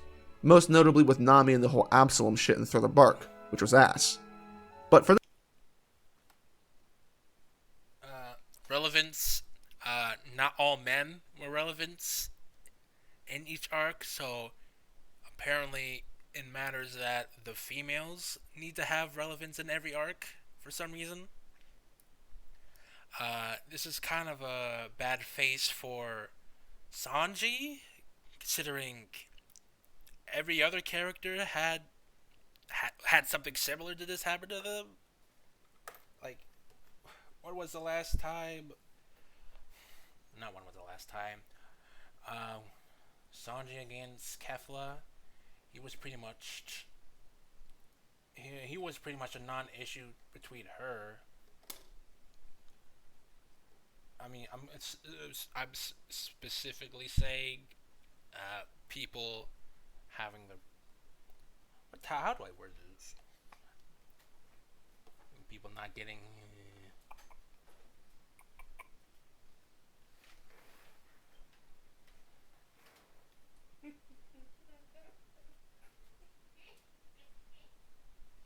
Yeah, I don't really know how to word for this. Oh well. relevant in every arc, or everything that they did was always groundbreaking stuff, there were some fumbles. Most notably with Nami and the whole Absalom shit in Thriller Bark, which was ass. But for the most part, Robin and Nami were written well. They were emotional characters that seemed like they had a future in the story. They had won the hearts of all of the fans with how they Alright. She was getting abused there, but it's not like other characters don't get abused in their well, in other arcs. Like, not to mention it was also, well, maybe I shouldn't say that. For the sake of a reference, it could be worse or non-important if it was for the sake of a reference or something. Nevertheless, Nami being in trouble like this does not demean Nami in any way per se, especially when the entire crew was in a disadvantage, getting their shadows taken away. I'm not certain how the Absalom situation is that much unique, because at least she gets to keep her shadow and wasn't really harmed in any way compared to like everyone else of the island. Was it? I don't see that as that bad of a situation. like they had a future in the story. They had won the hearts of all of the fans with how they changed over time and earned their spots on the crew. Along Park and Water 7 are usually considered among the best arcs in the series, and these are Nami and Robin's arcs, and that means something. Jesus, Stritz. Are you really saying, since it's about women, it means that women... You know that Nami and Robin were basically damsels in distress in these arcs, and that's usually a term, well, not a term, but usually a writing device that that makes women look weaker or worse than men, because being a damsel in distress isn't exactly a bad thing. It's how you do with it. But well, yeah, it's how you do with the device that matters. But effectively, Nami and Robin were damsel in distress in this arc, and apparently this is a good thing for them, considering that you yourself, Dritz, have a problem with females being damsels in distress. So, unless Dritz doesn't understand what he's saying, he's being very hypocritical here. Because, hey, they're the most loved and well-received arcs in One Piece, and the main Straw Hats of that arc were women. Therefore, women in One Piece were written well, because that's how you associate arcs like that. I mean, it's not, considering they were damsel in distress, and he has an issue with damsels, so on and so on. So, Along Park and Water 7 are usually considered among the best arcs in the series, and these are Nami and Robin's arcs, and that means something. They were able to make an impact on the story in ways that other members were unable to. And this all happened while the scale of the story was still relatively small. In the pre-time skip, Oda... The world government wanted Robin, so... no idea what you mean there about that, Dritz. The world government wanted Nami. So, small? Nope, not with Robin. I have to disagree with that immensely. hadn't gotten into the meat of how things were supposed to be, like how they are in the post-time skip. Big conceptual ideas. Okay, you need to explain that, because really, I don't understand what he's talking about here. Robin was a pretty important person to the world, especially for the world government. So, you may think, in the second half of the journey, when everything is getting bigger and bigger and bigger, that Nami and Robin could potentially be even better than they were in the pre-time skip. But if you take a look at how things have developed so far in the time skip, all of the female characters have seemingly developed into repetitive archetypes of the same character in every arc, i.e., helpless damsels in distress that are powerless. But Nami and Robin were damsels in distress in their arcs. Like, come on, Dritz. Being a damsel or a damsel in distress isn't a bad thing. You just don't understand what the story is doing with them. And if he's saying that Tashigi was a damsel in distress, that's very wrong. She was just unable to do anything. She wasn't captured or in trouble all the time. She was just the weakest person that wanted to get the biggest smoke. You lie about Tomugi or Samugi. You lie about Samugi, Dritz? Yeah, he's definitely lying. Well, I don't have to say he's lying because he genuinely thinks that. So he really doesn't understand these characters. It's as simple as that. Rebecca tried. She did try, but she had to be saved in the end.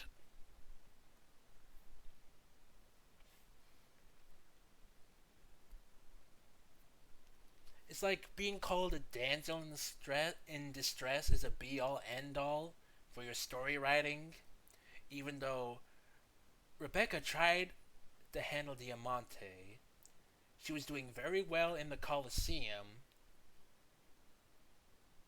and Fish Queen ran, so the arc would. You mean?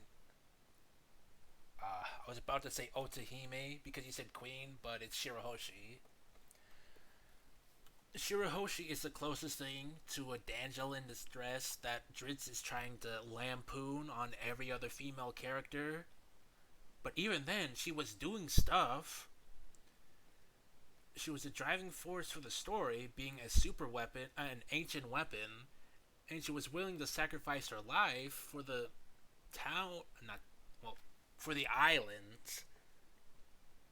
So, all in all, she wasn't helpless. It's the fact that she was too strong.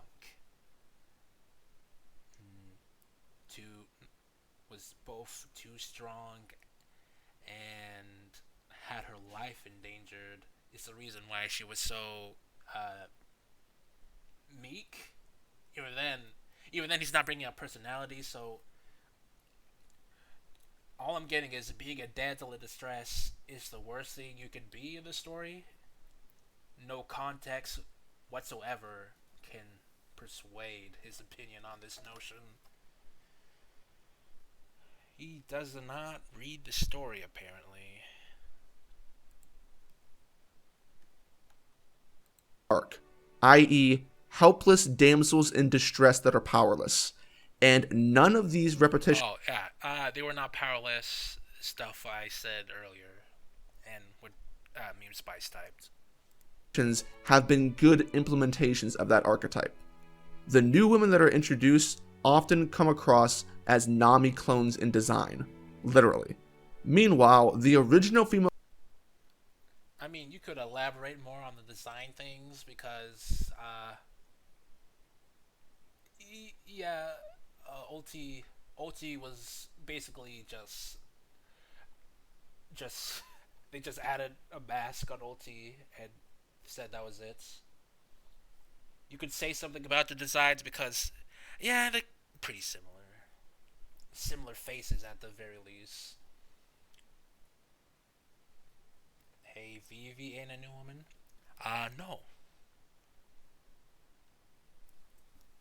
All I'm saying is, you have at least something with the face designs, but he won't go into detail about that because that sounds like work for Dritz.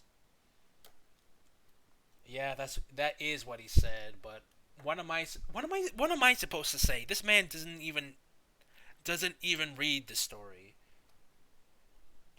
Like, the man didn't read the story. You want me to talk about how this man said something wrong when he literally didn't read the story? Come on, dog. Implementations of that archetype. The new women that are introduced often come across as Nami clones in design. It's not like he's contradicting himself with his image here, saying new, but you don't need to, edit out this image and replace it with someone else or something. Like, have Black Maria there. That's... Yes, it is pretty lazy, but what am I supposed to say? Dritz is being uncharacteristically lazy here? Make your own Dritz? Yeah, he could have done that. But like I said, the new women that are introduced often come across as Nami clones in design, literally. Meanwhile, the original female characters end up spending a majority of the time in the background and only come to the forefront as dolls when Oda wants to do fan service.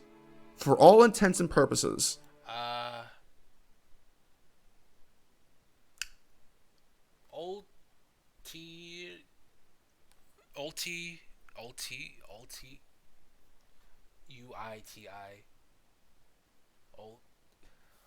Ulti Rex Shop. Even though she didn't do much, she was putting the hands on Luffy, and she was a necessary distraction for Nami and Usopp, so that they couldn't get in the way with other people's fights. And Yamato was definitely not a damsel in distress. She had active roles. She saved Momonosuke, an actual damsel in this, well, an actual sir in distress, if you want to use an accurate term to describe Momonosuke. So I don't know if he has an issue with Yamato, but I'm pretty sure he will have an issue with Yamato because this man does not read the story. as dolls when Oda wants to do fan service.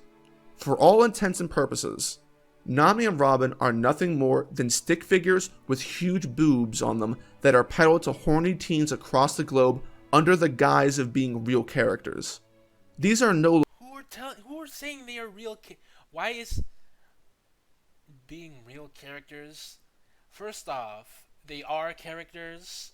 Second off, if you don't think of them as characters, then you don't think of them as characters. From what you just said, they at least were characters.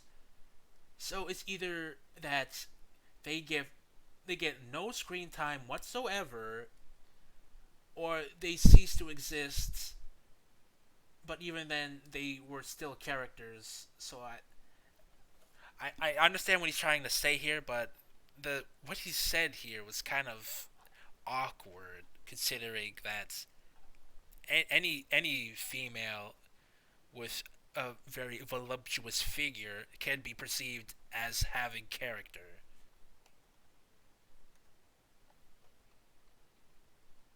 are nothing more than stick figures with huge boobs on them that are peddled to horny teens across the globe under the guise of being real characters.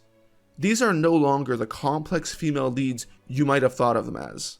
The reality of the situation is that Oda spends more time thinking of the new types of bikinis he's going to draw on Nami and Robin than what they're going to do in the story. What's wrong with Nami having drip? Can they not change their outfits? Is that a bad thing that they change out attire? Also, for no reason. First of all, it's not her clothing. Second of all, well, that's pretty much it. I mean, she changed it twice, but is it going to cover the other reason why she changed that clothing as a bad reason? Something? He's really... Feels like he's really calling Oda a sexist. Effectively, at best, you could say that Dritz is calling Oda a sexy female peddler. At least you could say that. at least you could say that Oda doesn't care about the female characters anymore. At least that's what it's trying to imply. You might have thought of them as. The reality of the situation is that Oda spends more time thinking of the new types of bikinis he's going to draw on Nami and Robin than what they're going to do in the story. Also, that's not a bikini. Do you want to hear a sick joke? You do? Okay. So, in a recent interview, Oda mentions how he felt that old Jump manga didn't feature enough female characters or strong female characters. So he always tried to include them in his stories. Oda said he likes to draw strong and capable women, citing Nami as an example of one. Strong and capable. Strong and capable.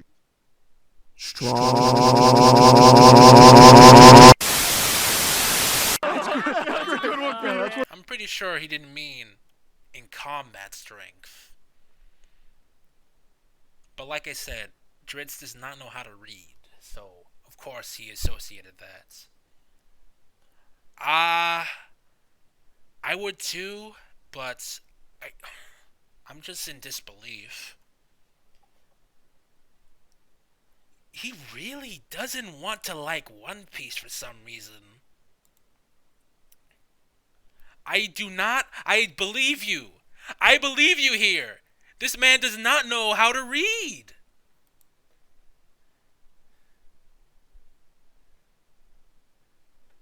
I'm just gonna put this gif here because I felt like it. I'm not going to argue that you didn't scream. I would scream too if I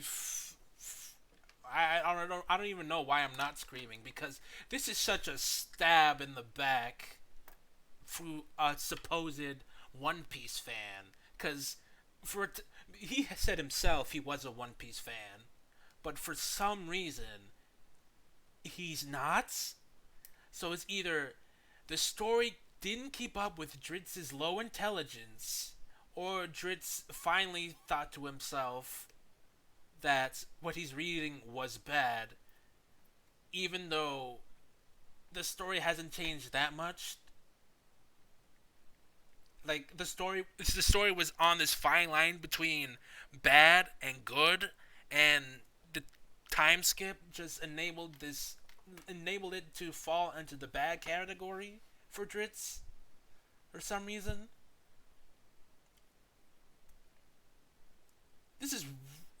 I don't even know how to respond to this. I don't know if there's a proper way to respond to this. I could say a lot of stuff. At least Family Guy is trying. No, I don't know. I don't know if the writers are really trying anymore with these stories. But at least they're not lying. At least they're not lying like Dritz. Dritz trying to peddle his narrative without actually reading the story or understand anything about these characters or the writing. He's just an idiot punch monkey that doesn't like comedy for some reason and can't understand that the characters that he likes went through the same type of treatments before and after the time skip. Before and after the time skip. Like I said earlier, Nami was a damsel in distress in Arlong Park, and Robin was one in not Impel Down, in Water 7. Jesus, I forget that name far too easily. In her own rescue arc, and apparently it being issued there is fine. But them being quote-unquote damsels in distress... Wait. Well, okay, he didn't say Nami was a damsel in distress yet, but... He has Dritz said he had an issue with Robin being has an issue with Sanji calling Robin to fight off Black Maria. So, I hope he doesn't pull the damsel in distress card saying something like Brooke had to save Robin, I really hope he doesn't say something like that.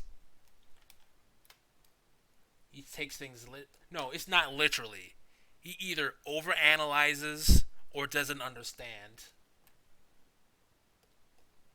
Actually, wouldn't that just fall under he doesn't understand? Whatever. He either overanalyzed or he doesn't understand what was being said. It's either those two. Sometimes both, I guess.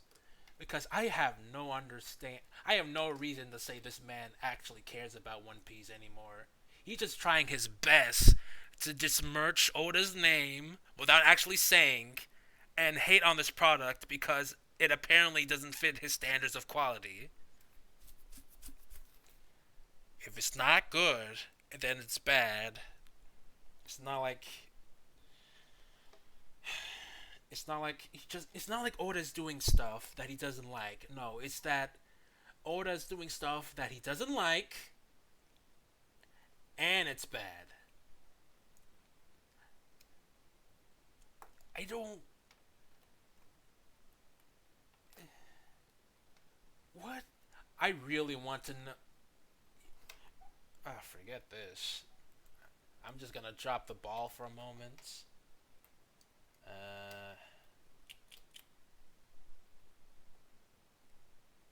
Hold up. Right. Sorry about this edit again. I just went and, well, as you can see on screen, confront the Dritzmeiser on getting a little interview with a man to, at the very least, get some perspective on what he liked about One Piece. So, I'm gonna try to edit these two videos together, make it more coherent that way. Well, at any rate, here he says that Nami isn't treated like a strong character, strong female character, and he brings up this panel, and I just want to understate. I want to overstate. I want to be as clear as possible when I make this notion. Dritz, if the implication here is that Nami is outright admitting that she's just cute and a frail being, then you clearly do not understand Nami's character. She is using her feminine wiles. Well, here she's just trying to act defenseless so that she could get a ride on Jinbei. And if you misconstrued it in any other way from that notion, then you truly do not understand Nami or the writing of, I'll just say for Nami here, but there has been other examples where you clearly do not understand the story or character of multiple characters in this arc specifically. I'll just fast forward a little bit because no one wants to hear that Dritz ear rape. Whoop. I sure love inputting buttons.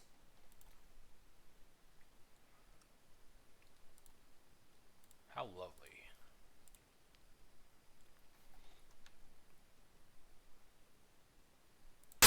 That's a good one, Peter. That's what they're for, all right. Are you telling jokes? I love jokes. Oh, all right. Then you'll love this one. Okay. Why do women have boobs? So you got something to look at while you're talking to them. So you got something to look at while you're talking to them. So you got... In the 10 years... Even as a joke, Dritz, I really don't agree with you here.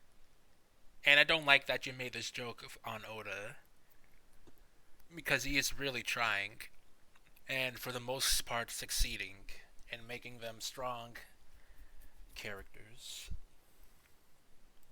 That we've been in the time skip, Nami has contributed next to nothing. Her dream doesn't matter. She has zero good subplots. She doesn't have a single good character relationship created or continued in any of the arcs she's in. There was potential, like with Shirahoshi. Nami did nothing with the children in Punk Hazard, and Nami's entire child-loving personality ultimately equates to one of the worst fights of all time in Wano, and a poorly written dynamic with Tashigi as the cherry on top. That wasn't a fight in Wano.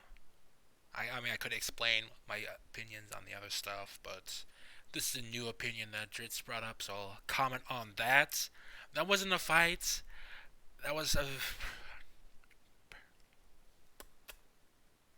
pretty much getting the upper hand on an overconfident foe.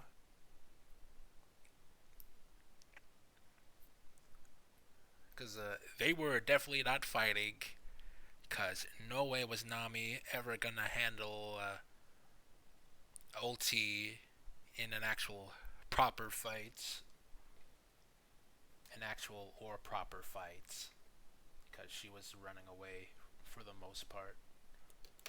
Nami also met Chiffon here in Whole Cake, but it only delivered a lore dump on Elbaf.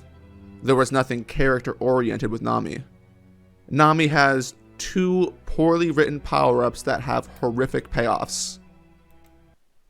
That power-up was so minor, I have no idea how you could construe that as something other than just a slight boost. As far as I know in the story, it was a slight boost, and it really only helped her once. I mean, Usopp did say it was to help her with her weather abilities, but apart from that, there was only one instance where, at least where Dritz finds it, an actual improvement in Nami's fighting capability.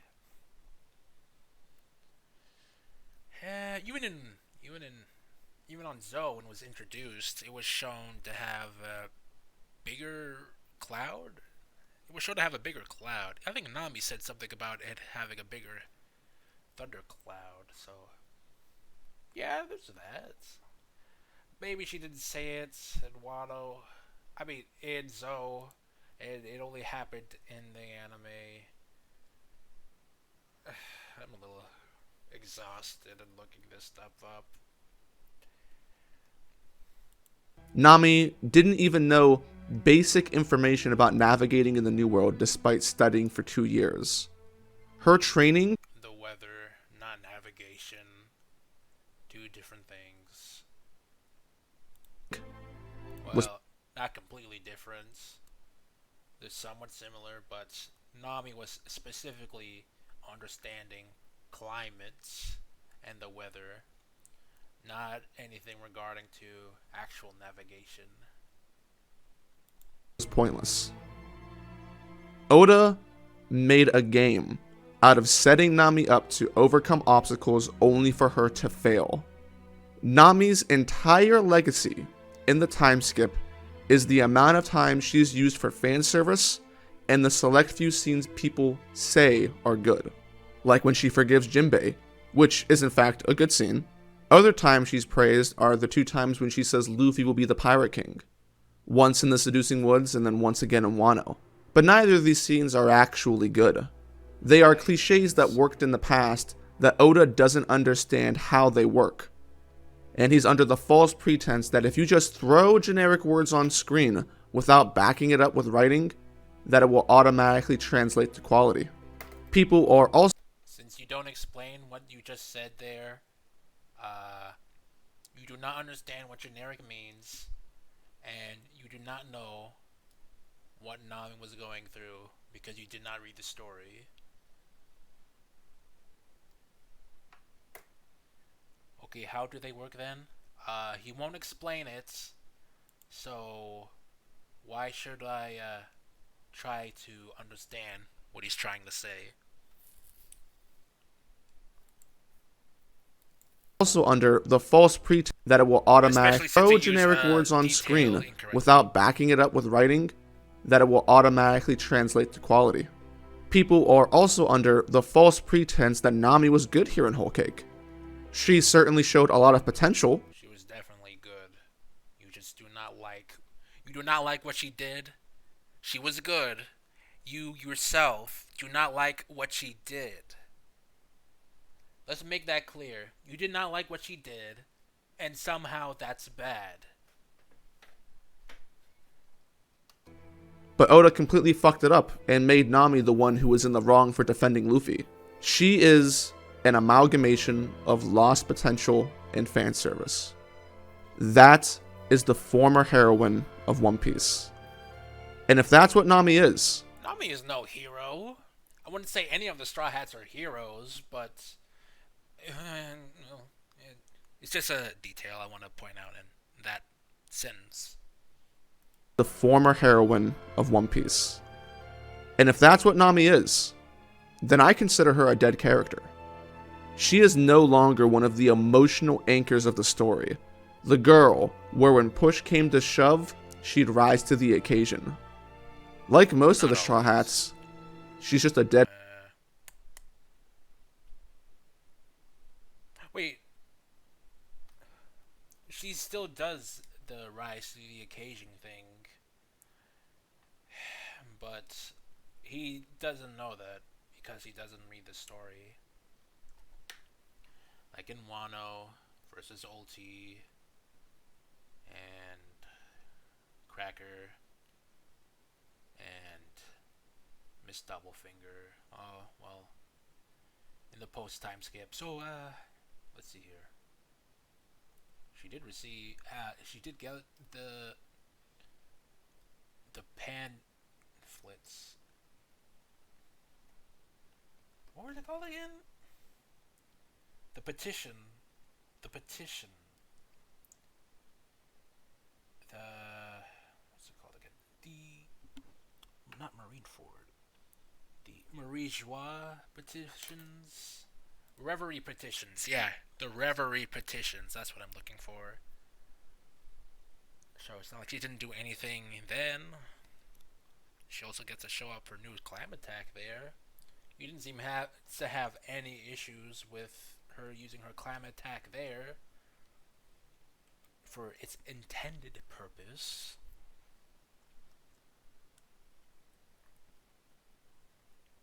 Dead man walking. What's happened here with Luffy, Nami, and Sanji in this arc is the biggest reminder of how far gone One Piece really is to me.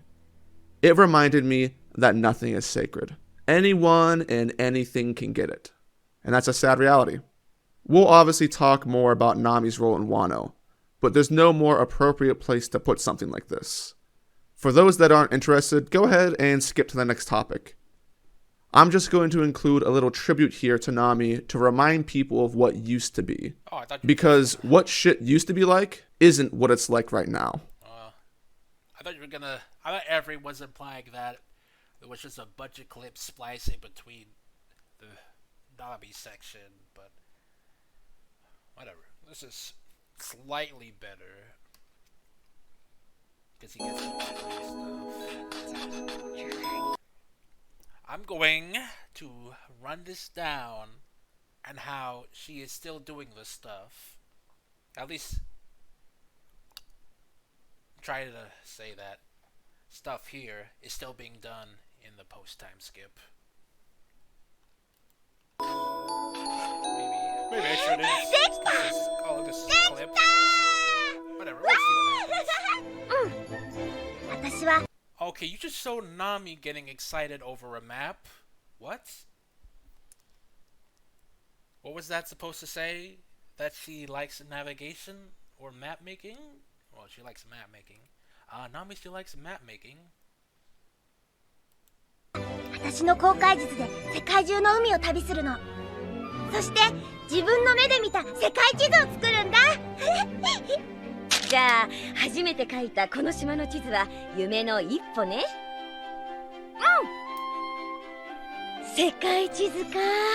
ナミ、あんたはいつか必ず夢を叶えるよ。きっと。どうしよう、ルフィMap making, okay? 私たち Oh, in her dream. Stating her dream. She likes the map making, and here she's stating her dream of making a map of the world.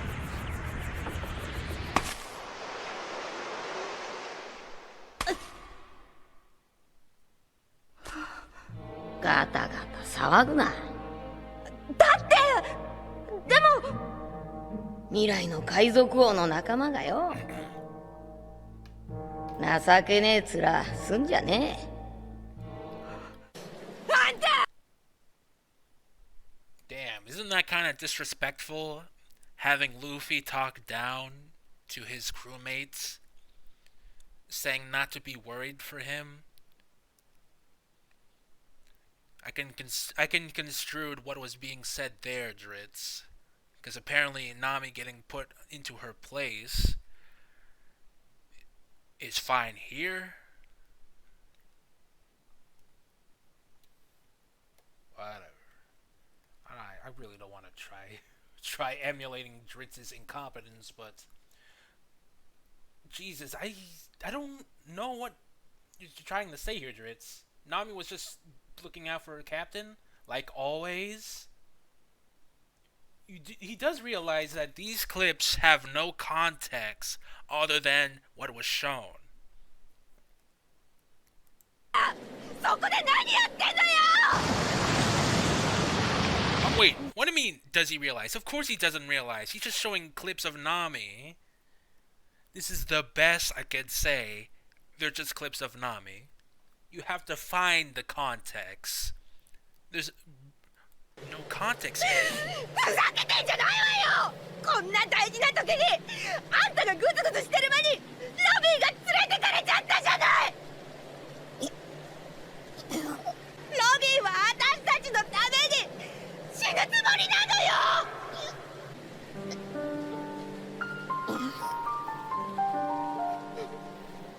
自分一人犠牲になってロビーは私たちを政府の攻撃から守ってくれたの。すごい。It was just Nami talking to Luffy. It's a pretty important speech, but the best I could say was just Nami crying to Luffy to get serious. グランドラインのサイクロンは前兆のない風だと言われているのに、この人はもともと理論だけで天候を予測してるんじゃないんだ。まるで体で天候を感じ取ってるみたい。こんな航海士見たことない。You see, he brought up that clip. I can't believe I'm doing this for Dritz, but you actually have a point here.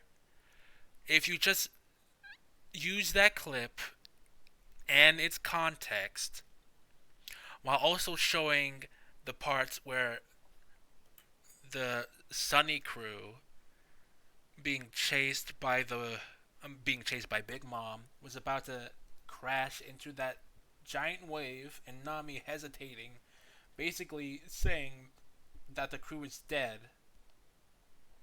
You have a good point there. Especially since I kinda agree, considering Nami didn't know something as simple as going through the wave, like in the wave, the space in between the wave where it's in the middle of crashing, like a surfer. I really don't know how she couldn't figure that out or navigate her way around there, but whatever.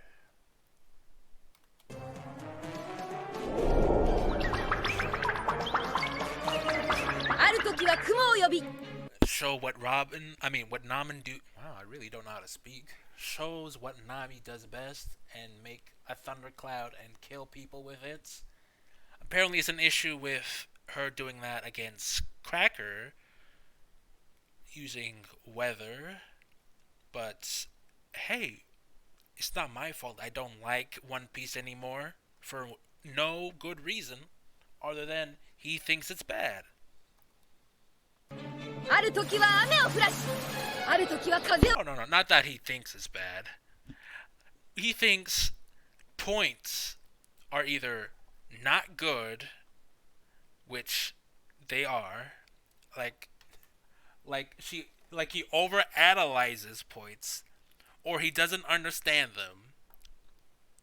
Is either those two, and I can't say that you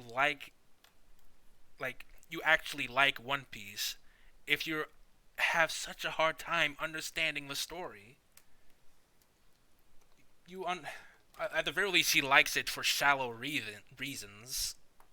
If he's having so much of a hard time understanding what the story is trying to say and what the characters are saying. 奇跡のクリマタクト決めてみせる。最後の大技ビビのために。 It's just a hype moment. What is this supposed to say? 実はもう立っていられん。シーアーチンスティンガー。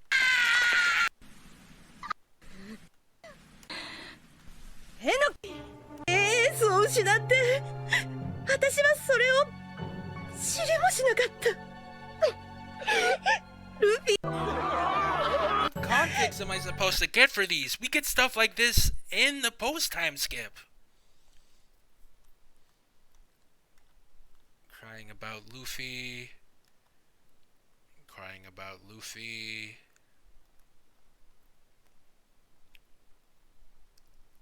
I presume that's a conjoined one, considering she's crying about Luffy twice here. First on the with area, and secondly on the flashback.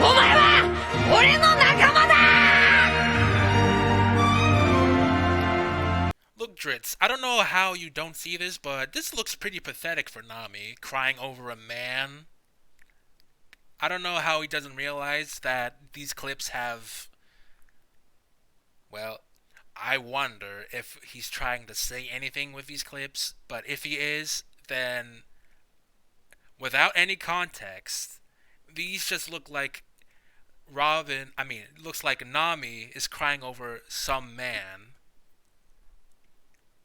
Yeah, he's stupid, but he doesn't realize without context, which apparently matters for Dritz.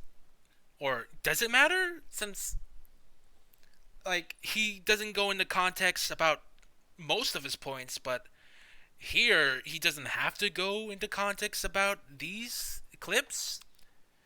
Because without context, it just looks like Nami is crying over some guy.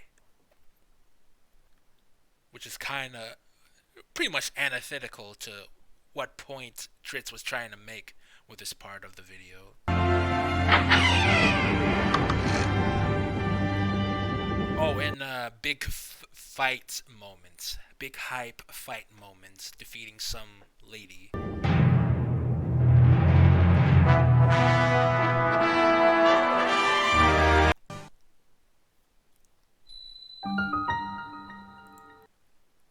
Dritz is truly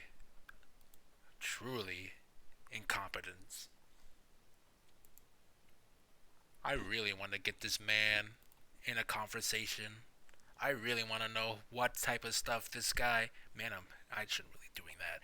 I really want to know what this man thinks about One Piece. Because apparently he thinks so badly about One Piece that he deletes about 200 of his own videos. Even if he despised One Piece like that, I still find this kind of pathetic. How did this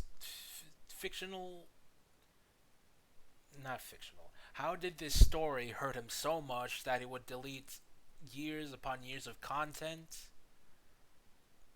I can't really understand why someone would do something like that. Just destroy so many years of content over hating a series like this.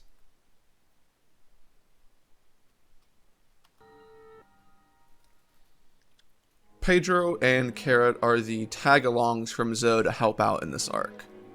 Of the two, Pedro serves the grander purpose. He's the plot reason why the Straw Hats end up getting the road poneglyph.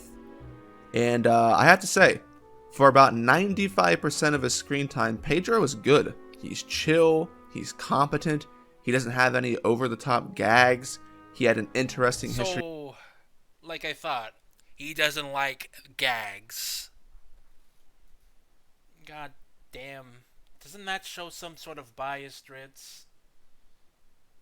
Because apparently being funny is a bad thing. Well, he said over the top, so I'm guessing some gags are fine. But apparently being a gag character disqualifies you from having a successful fight. Mr. Bias. On the island, a raw scene where he rips out his own eye, he slapped up Tamago's bum ass. Dude's got a lot going for him. And obviously with all of that, he's a cool guy. I don't have anything against Pedro.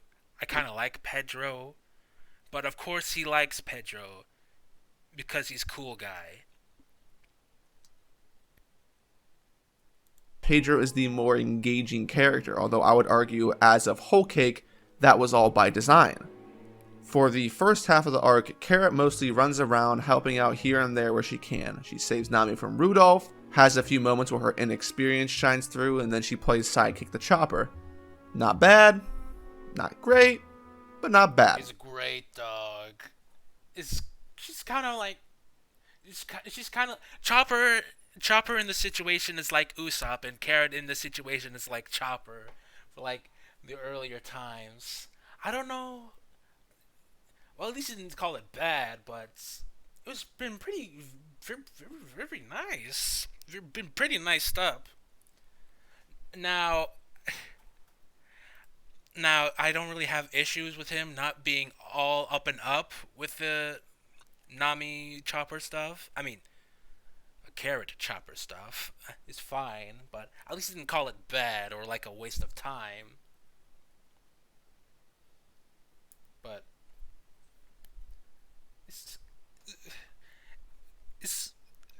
it was pretty good. I really like it. So that's all I gotta say. I really like it, and you think it was great.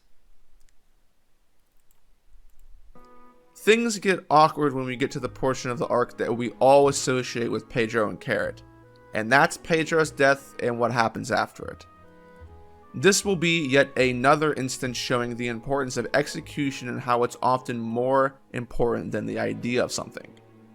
Let's go over Pedro's death. Isn't execution significantly more important than idea? Well, apparently you were fine with concepts over execution with that one Sanji moments, but whatever. It all starts when the Straw Hats are running away from Big Mom and then some henchmen are released to intercept them. A random scarecrow pumpkin head looking guy interacts with Pedro as if he knows him. When this chapter came out, people wondered if the scarecrow was Pedro's homie that Big Mom put his 50 years of life into. But as it turns out, this is just some dude. He has no relevance in the story. Why he specifically targeted Pedro and said this remains a mystery. I don't know if it's a drop plotline or just dialogue that the fandom read too much into. Could be both. So you just brought up the possibility of it being so irrelevant to the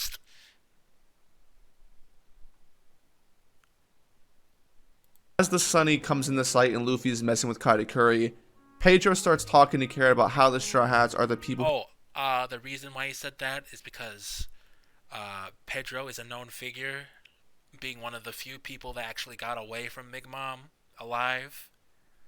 So who from Big Mom's family wouldn't know Pedro for such a feat? Who will bring the dawn, and that one day, Carrot will come to understand the importance of keeping the Straw Hats alive. Nice. And then Pedro kills himself. Pedro sacrificing himself is meant to be a shock, a twist, and emotional. As it stands, Pedro's death ends up being a hilarious suicide bombing rather than an emotional sacrifice. And I'll tell you why. So, the Straw Hats are trying to get away with the coup de Burst but can't because Parasparrow's candy wave has trapped the ship. Pedro ambushes Parasparrow, is promptly thwarted and then thrown to the ground, which is when Pedro opens up his jacket to reveal his dynamite, and then he blows himself up, knocking the candy off the ship so the Straws can get away. When I say it like that, without the details, Pedro's death seems pretty normal, right? But when you break it down, it's apparent that Oda didn't think through the whole thing. The situation that the Straws are in no way justifies Pedro's actions of blowing himself up. Prior to Pedro ambushing Parasparrow, Candy Boy was just sitting on top of a hill, laughing and monologuing as Big Mom approached the Straw Hats. He wasn't doing anything. Attacking him doesn't accomplish anything that helps the Straw Hats. The ship's already coated. Even if Pedro had succeeded, the situation doesn't change unless Parasparrow has one of the fruits where its effects disappear after he dies. And not all fruits are like that. Remember, Morio's fruit was permanent unless he willingly released it. So Pedro would have been... See, that's why he said that. Because Dritz, Moria's...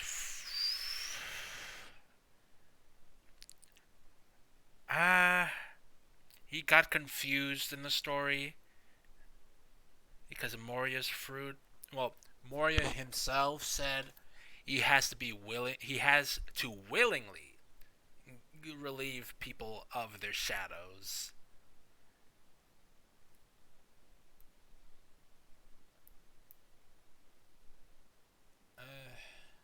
Sure, I can say that that can be contradictory, but I see it more like not that I see it more like from when he said that in the story and how I perceived it. I'm pretty sure he meant that. I don't remember the scene too well, so I'm gonna need some time refreshing that memory. Actually, I can just look it up. Considering I can look up what the anime has to say now. Berserk is... I'm pretty sure it was at the end when he was Shadows Asgard.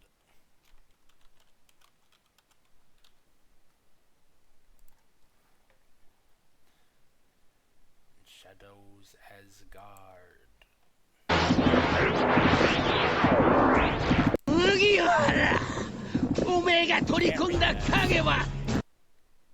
Yeah, goddammit.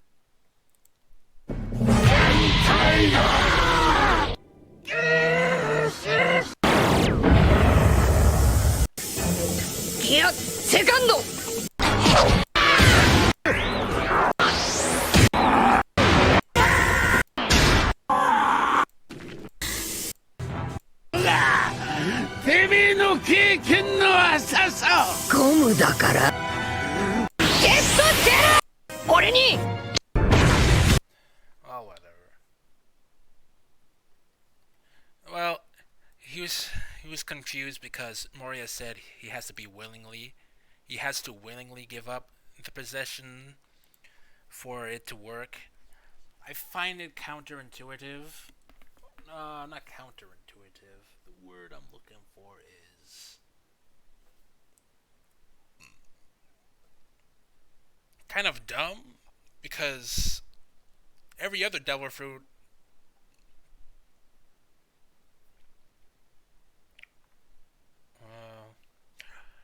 with most other devil fruits, when the user gets unconscious, they usually give up.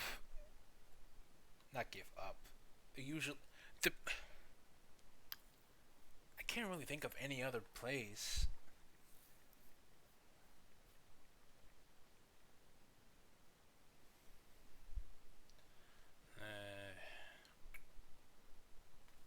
Why not?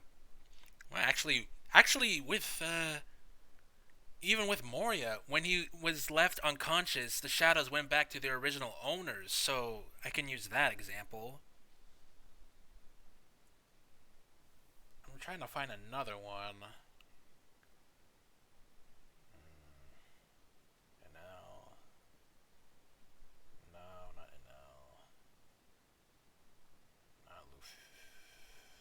Foxy? No, not Foxy.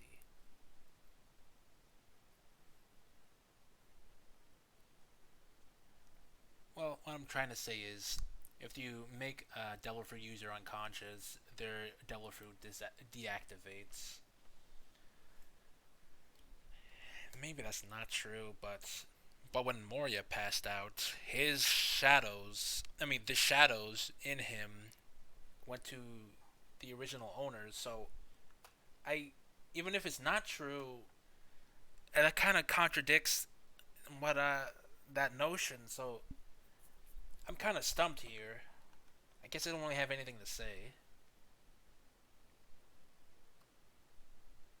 Anything to refute that.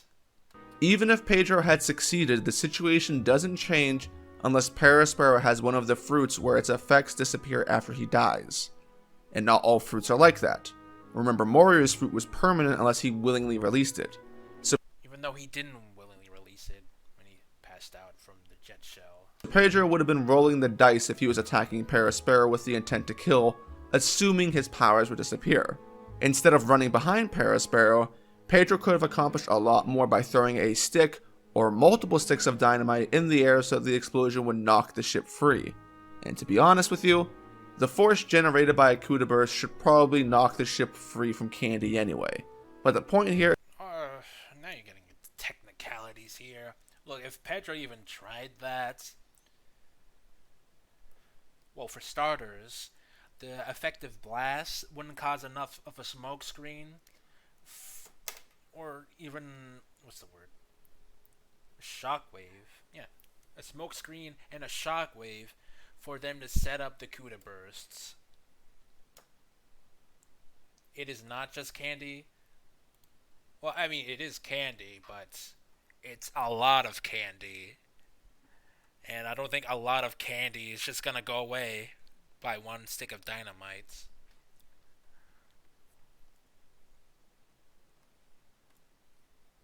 I'm uncertain. Actually, Perospero was able to create the lab that Caesar was in with his candy.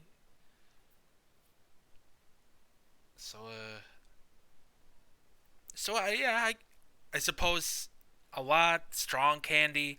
Either way, with Perospero's candy, he would take let's see, in Wano, the electro from the minx was able to heat up the candy, even though Sulong form carrots and Wanda weren't able to break out of it. So at the very least, you can't really break out of it when you're ensnared. At the very least, I'll say you can't break out of it when you're ensnared in it. At least, if you're weaker than Perospero, since those two are weaker than Perospero.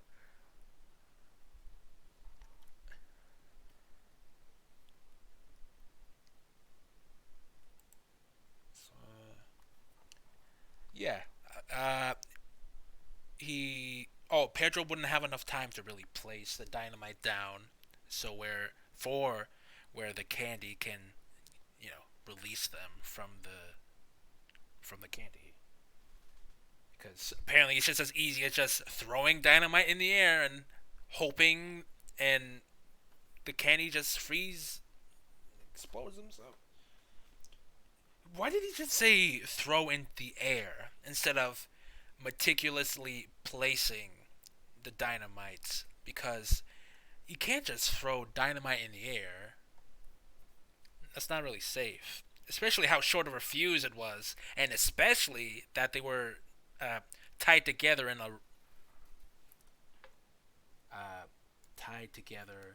by a long string of rope.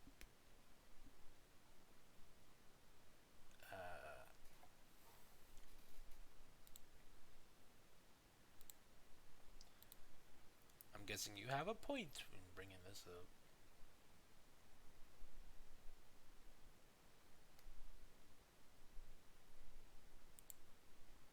Is that Pedro's actions weren't needed, not offering a stick or multiple sticks of dynamite in the air so the explosion would knock the ship free.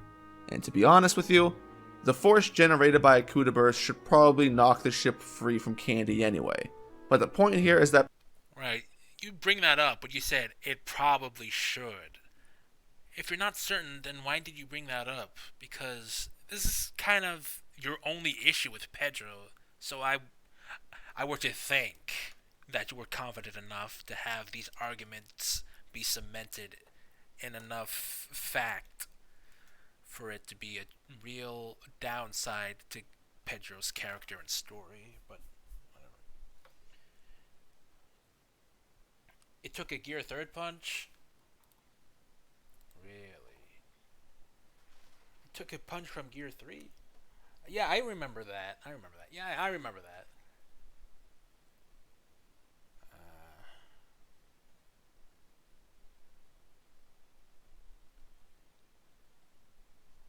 Well, if it took a punch from and Castle Tank, yeah. Well, I guess that's I guess that's evidence enough where him blowing up Pero Sparrow should be the best course of action instead of throwing dynamite around the candy. Very creative thinking there, Dritz. Alright. But the Devil Fruit users deactivating their Devil Fruit abilities when they're unconscious is still something I'm not certain is I don't know. Do at least most of them, or is it like some sort of continuity issue? Because Dritz says that Moria had to manually release them, but when he was knocked out, he released the shadows and they returned to their original owners. So either that's a unique case where Dritz had a point, but the story rewrote itself, or Moria said it and Dritz misread what Moria said. Because I don't remember the scene in question when in the context.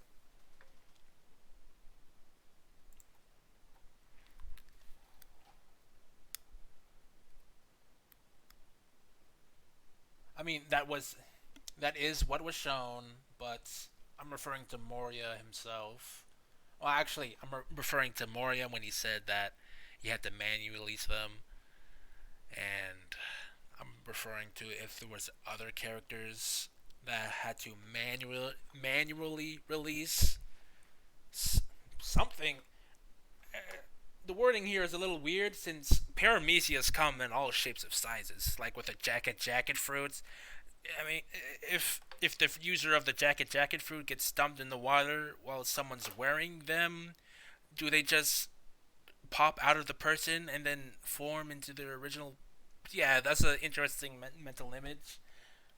And then paramecias like Parasparrow, where they're able to spawn multiple objects, like the crackers, devil fruit, sparrows, where they can spawn stuff.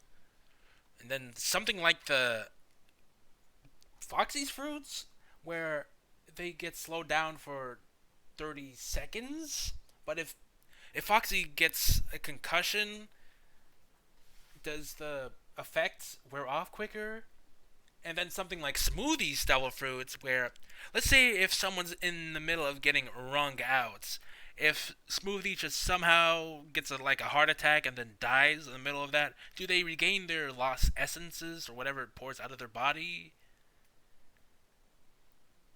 It's an interesting. Who knows? That's the issue here, since Dritz kind of has a point, but other parts of the story kind of contradicted the Moria plot. Well, not other parts. He says that Moria has to manually release them, but Moria was knocked out and the shadows returned to their original hosts. So was Moria lying, or was there other context there that I'm not aware of? I would like to say there's context there I am not aware of, but I'm giving Dritz the benefit of the doubt.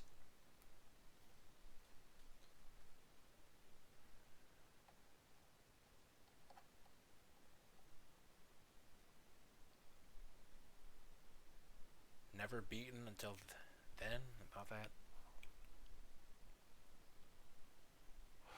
Who can say? Since you brought up that third point. Pedro's actions weren't needed. All Oda had to do to correct the situation was make it so that Perospero was in the middle of some ability or move that was going to completely screw over the Straw Hats. So if Pedro jumps in and fails, the only way to stop the ability would be blowing himself up. And then everything is Gucci.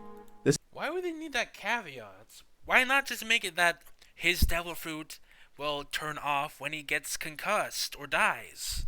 Why not make it like that? Why bring up all this stuff?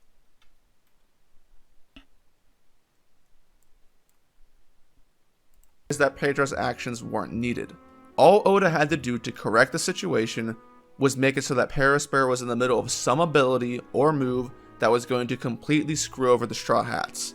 So if Pedro jumps in and fails, the only way to stop the ability would be blowing himself up. And then everything is Gucci. This is a simple justification, but it seems to have evaded Oda.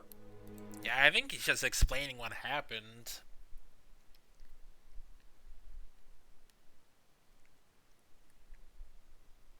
He was in the middle of something. In the middle of something. I think that would just be the Candy Man when he did the candy thing to Chopper and Brooke. And yeah, he's basically just explaining what happened in the story.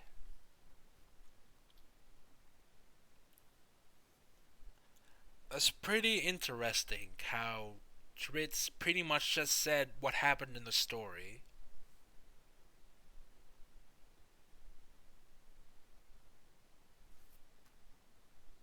Huh. How interesting. God, my neck hurts. And it's one of those things that ends up making a big difference. Death is a serious thing. When you don't write it properly or set the mood in the right way, it can sometimes have the reverse effect that you may want it to. And that ends up being the case with Pedro. Like I said, Pedro's cool. Oh, what the hell are you doing, Dritz? You messed up all that screenshots. Don't think we don't see that. You put a lot of effort on that screenshot, Dritzy boy. Oh, my neck. Yeah, we don't know if... Well, I didn't think this through. I didn't think this one up, but the ALX guys said that that may not be Bon Clay. I forgot his name for a moment. That might not be Bon Clay, since we don't actually get to see his face. And yeah, there is likely. Why didn't we get to see his face? But it's kind of a theory. It kind of goes both ways, since other characters who presume died that comes back do have their face shown. So why wasn't Bentham's face shown? It's a 50-50. I'll give them that. It's likely that it isn't actually Bon Clay. Well, now that I read this here, Bon Sama. So, unless someone took Bon Clay's name, it would be pretty awkward if it isn't actually Bon Clay. And that ends up... I guess I retract that statement then. being the case with Pedro. Like I said, Pedro's cool. He was a well-liked character in this arc. But Pedro... You liked him. Other people may not like the guy. Dog. Stop using they or people liked. You can only answer for yourself, dog.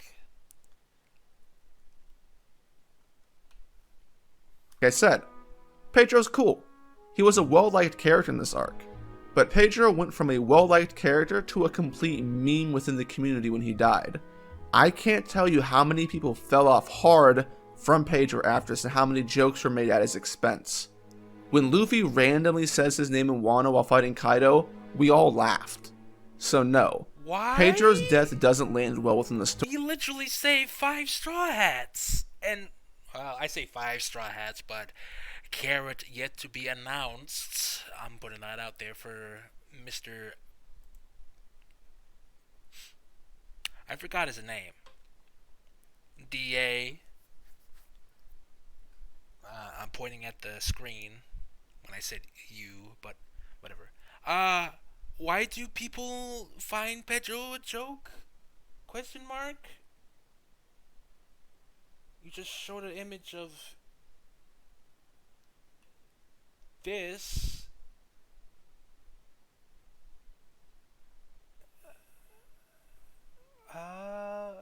What? What's going on? I can't tell you how many people fell off hard from Pedro after this and how many jokes were made at his expense. When Luffy randomly says his name in Wano while fighting Kaido, we all laughed. So no, Pedro's death... No, not what did Pedro do.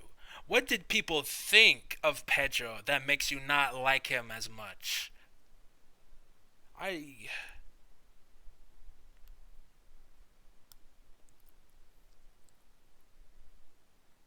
Carrot enjoyers here. Hey, it's possible. There's nothing that says she couldn't. Nothing says that she can. But there's stuff that's saying that it would be hard for Carrot to join. At least, I'm pretty much speaking out of my ass since I haven't finished reading One Piece. Doesn't land well within the story. And while the logic behind the scene is flawed, that's not the biggest issue. Yeah, sure. Pedro's death isn't written well, but not everything needs to be written to exact perfection for it to deliver a strong point. The most Oh, so you're excusing it for being bad now, Dritz? Again? How am I supposed to take you seriously if you're gonna do stuff like this? I mean, I don't really take you that seriously, considering you don't actually read the story or understand these characters, but he's literally excusing bad stuff because it's fine that it's not good. important part of Pedro's death is what its payoff is supposed to be. The significance of his death is that it's supposed to serve as a motivation and plotline for Carrot, which is why I said earlier that I think Carrot was more subdued in this arc by design. Carrot getting revenge and seeing the same thing Pedro saw in the Straw Hats is what will determine how good of a death Pedro actually had. So, what happens after Pedro dies? You see, it doesn't matter that it's bad, since the intent was still there. He used it twice in the same video, and this guy's a fucking moron. After he dies, the main thing with Carrot and Whole Cake is her Sulong transformation. We knew that Sulong was a thing, so it was only a matter of time before Oda showed us what it looked like. And Carrot also mentioned a moon during the chase sequence, so it was obvious that it was coming. And give Oda some props. Carrot's Sulong form is cool as shit, but that's only in aesthetics. How about the substance? Well, in substance, Carrot's Sulong form is pretty underwhelming. All she does in it is steal a bunch of steering wheels from Daifuku's fleet so they can't give chase. Then she collapses and is KO'd for the remainder of the arc. Not the best performance. Is it a bad performance, or is it something that you didn't like, Dritz? Because she needed to do what she needed to do, and Sulong form to help her with her achievements. Being chased by one of Big Mom's, I presume one of Big Mom's strongest fighters, considering he wasn't there for the enraged army. I'm guessing he's a special case. So, combating several ships along with Daifuku is apparently not good enough. Fine. At least he didn't say it was bad. KO'd for the remainder of the arc. Not the best performance. But there is a saving grace to all of this. What we saw of Carrot was a showcase, and a limited one at that. We didn't get to see Carrot in a legit fight. All of this could have been a slow setup for when Carrot finally delivers. She is young after all, she's inexperienced with Sulong, so no harm, no foul. It makes sense to me, it's more fulfilling for Carrot to go ham when there's some build up to it, like with her getting revenge on Parasparrow. But it had build up. You mean more build up or whatever? Carrot to go ham when there's some build up to it, like with her getting revenge on Parasparrow. And this is where everything takes a sharp left turn right into Big Mom's ass cheeks. This is Wano's fault, but we have to bring it up here in Whole Cake as we're talking about Carrot and Pedro. The narrative and payoff for Pedro's death goes nowhere. Wano takes a massive shit on Carrot and makes the entire choice for Oda to write all of this here moot. Carrot is barely in Wano, and I mean that. But she gets to do her character thing. Now you're complaining that she doesn't do anything. But she does her. I'm getting mixed signals here since he's not bringing up Parasparrow versus Carrot and even Wanda, but he's complaining that Carrot does nothing in Wano. This is. I'm a little surprised here. This here moot. Carrot is barely in Wano, and I mean that. During Wano, it was a fun game to play to show how few panels of screen time Carrot had. People used to count the dozens of chapters that would go by without an appearance from Carrot. But we do eventually. They do. What do you think about Carrot, Dritz? Just because other people do it doesn't mean it's a bad thing. I shouldn't have to say this stuff, but Jesus. Get Carrot versus Parasparrow like the story promised, but it's all off-screened, including Carrot's Sulong form and anything it could have been capable of. Carrot ends up getting shit on with Wanda in a 2v1 against Parasparrow off-screen, leaving it to a real man to come and finish the job. Carrot doesn't get a revenge, she is forgotten as a character, and she doesn't learn anything about the Straw Hats, the Dawn, or nothing. Not true. The build-up is in Wano and Whole Cake Island. I mean, she basically likes them in... Actually, they don't... I don't think they get to do the new Dawn thing. No, what do I mean? The thing is, she's there to witness the new dawn. The new dawn hasn't come yet. Also, the thing with Parasparrow is, it doesn't matter what the community thinks. It's about what you think, Dritz. And apparently, freaking that clip show in the middle of the pudding. Not pudding. What was it? The clip show in the Sanji part was really telling that he actually cares what other people think. And that obviously influences his thoughts on these characters. Like, he's not just biased. He's biased and annoyed that people have different opinions about the stuff that he likes or hates. He wouldn't be bringing this up if it wasn't important, hopefully. So, people with other opinions must affect him somehow. In the Parasparrow thing, Parasparrow himself said it, that they didn't have the strength for their revenge. he even brings up that they came into to their land, they fucked up their crops, took their poneglyphs, and apparently he's in the wrong, defending them from defending his territory from them. So it's a little bit more than just no, not a little bit more. It's definitely more than just Carrot not defeating Sparrow.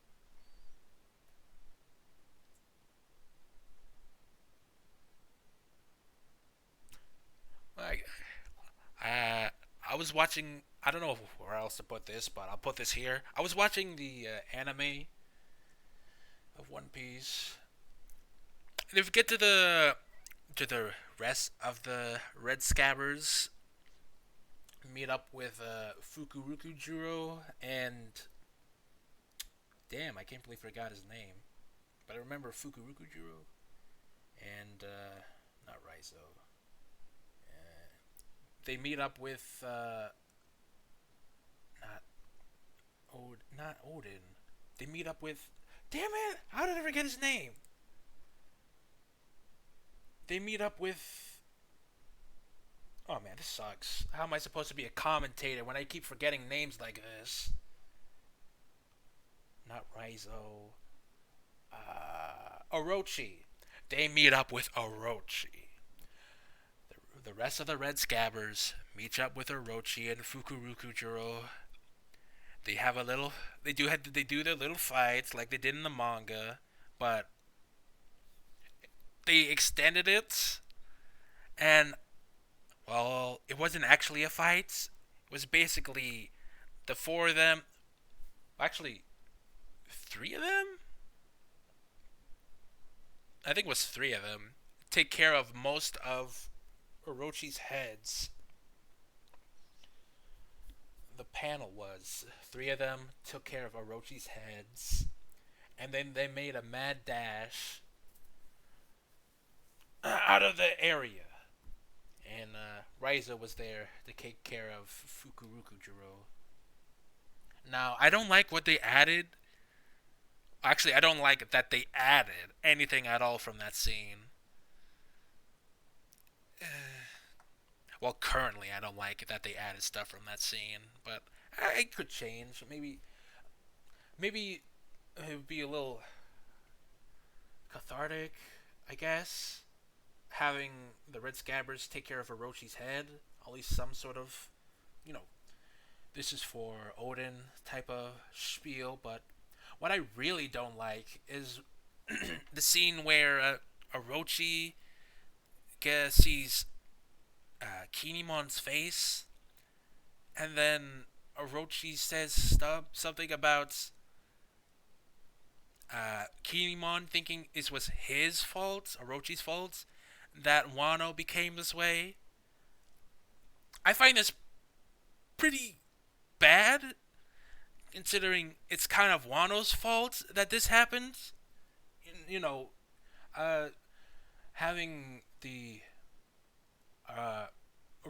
having Orochi's clan basically wipe out for one thing their ancestor, one of their relatives did, which is unfair for them, especially considering some of the other themes. A theme of One Piece on how the people of the past, damn it, others people's past doesn't dictate your future. Yeah, that's it. Other people's past doesn't dictate your future. And I don't like how the story, the anime, kind of said that it was Orochi's fault that he became this way. Though it's not really like that, since it's Kinemon who has the perspective that Orochi just came onto Odin as a little spy just to take land away. I mean, just to take the title of Shogun away from from Odin. That's how he perceives it, but I guess I just liked it more when both of them don't know doesn't when I don't know why the Orochi knowing Kinemon's path would do anything, but I like the idea that they don't know Orochi's past. And now, great, now I'm questioning what I actually don't like about that scene. Well, this is a waste of time. I should have just left it to my brain hole and think about what I was thinking about. Pedro's sacrifice meant zip. I don't understand. Didn't you say Pedro was the reason why the Straw Hats went away? Whatever, this man's an idiot. I am 100% certain that this is not what Oda had planned leaving Whole Cake. It makes zero sense if that was the case. You don't write what you did in this arc if you didn't plan on following it through.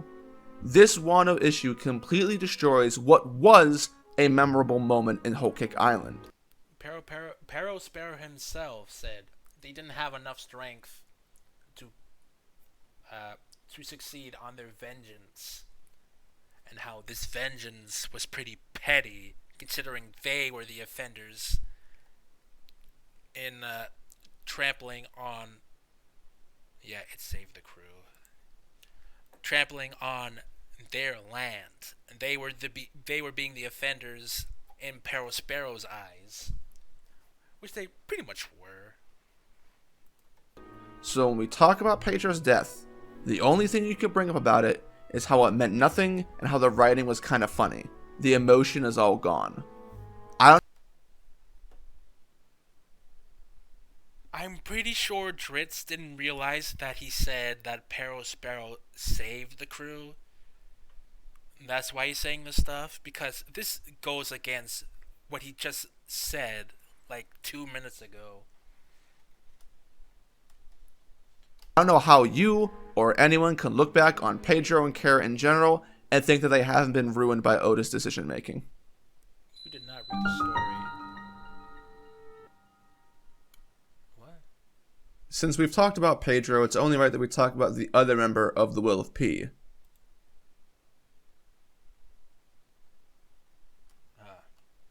Since we've talked about Pedro, it's only right that we talk about the other member.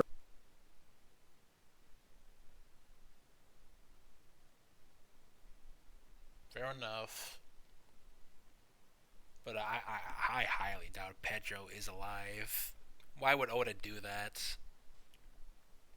Well, nevertheless, why did he name him Pushin' P there? I'm guessing it's because his name starts with a P. Pushin' P doesn't. The P in Pushin' P doesn't even mean pound. Since we've talked about Pedro, it's only right that we talk about the other member of the Will of P. Pound. Yeah, Pound. The apple juice connoisseur himself. Pound has a pretty short sequence within this arc. Luffy and Nami meet him in the seducing woods, and Pound is introduced as a gag character that gives them expositional dialogue concerning Big Mom's abilities. He's hurt that Big Mom tossed him aside after milking him. But as it turns out, Pound is the father of Chiffon and Lola, and his main desire is to meet up with them one day. Chiffon and Lola grew up without knowing who their real dad is, so Pound wanting to meet them makes a little side plot you may or may not care about. As the events of the arc start to unfold, we get occasional updates on what Pound is doing. When Pudding, Chiffon, and Sanji head off to bake the cake, we can see Pound in a crappy boat trying to get their attention, and that's what causes Pound to chase after them. When Oven shows up after the cake is made and tries to apprehend Chiffon, Pound shows up momentarily to save her, which is really Sanji. But Pound stepping up for his daughter is a nice gesture. As Sanji and the gang escape on Capone's ship, Oven is trying to stop them by heating the seas. And this is where Pound actually steps up. He stops Oven, allowing Chiffon and... Whatever. I'm just saying the wording here is a little weird since did step up the first time when he confronted Oven, but whatever. Company to get away.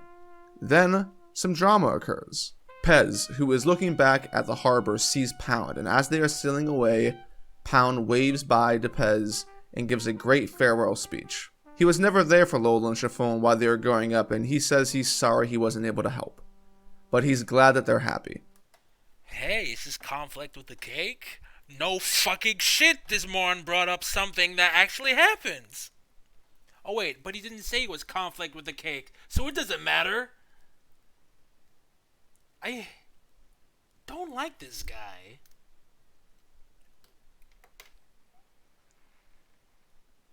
Conflict with the cake. Yeah, it's no conflict with the cake, he says. Freaking dumbass. Doesn't even know how to read the story.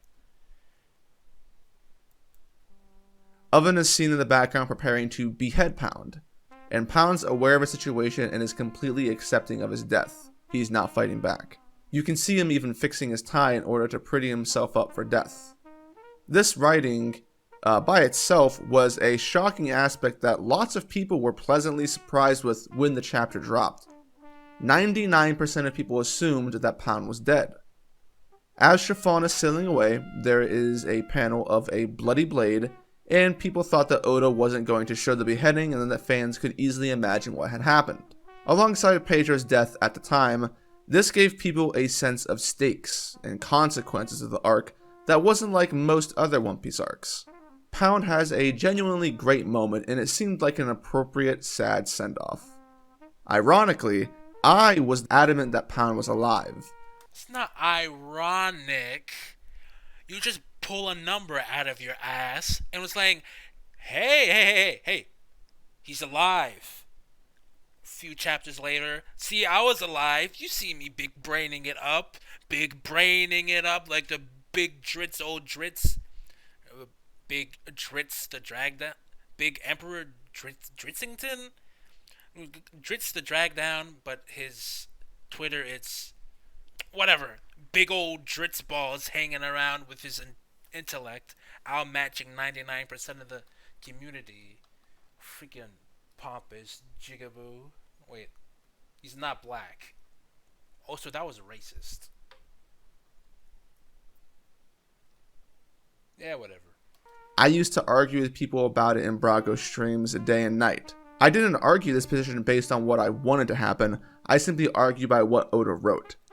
In this scene, there are a couple of misleading panels that give more than enough reason to suspect that something happened between Pound and Oven.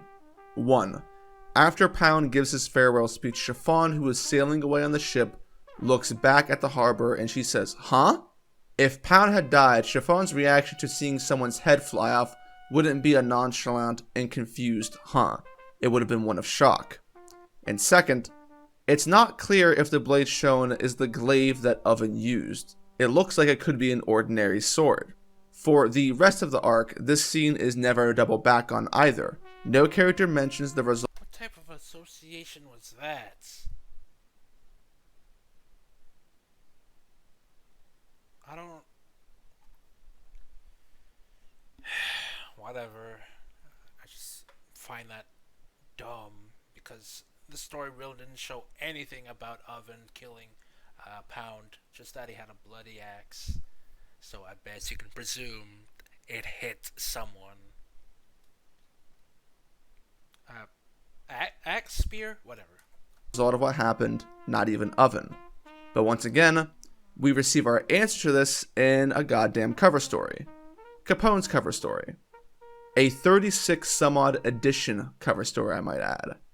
It shows Pound having What's wrong survived. with the cover stories? It's not like it's not in canon. It's still a story. They can't say everything in the story. Whatever. And escaped Whole Cake Island, meeting up with Chiffon and Lola and having a happy reunion.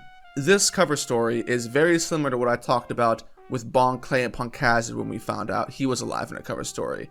It's just to a significantly lesser degree because Bon Clay matters and Pound doesn't. If anyone watched Bon Clay matters more because both of the stories are pretty much done. until they get reinstated.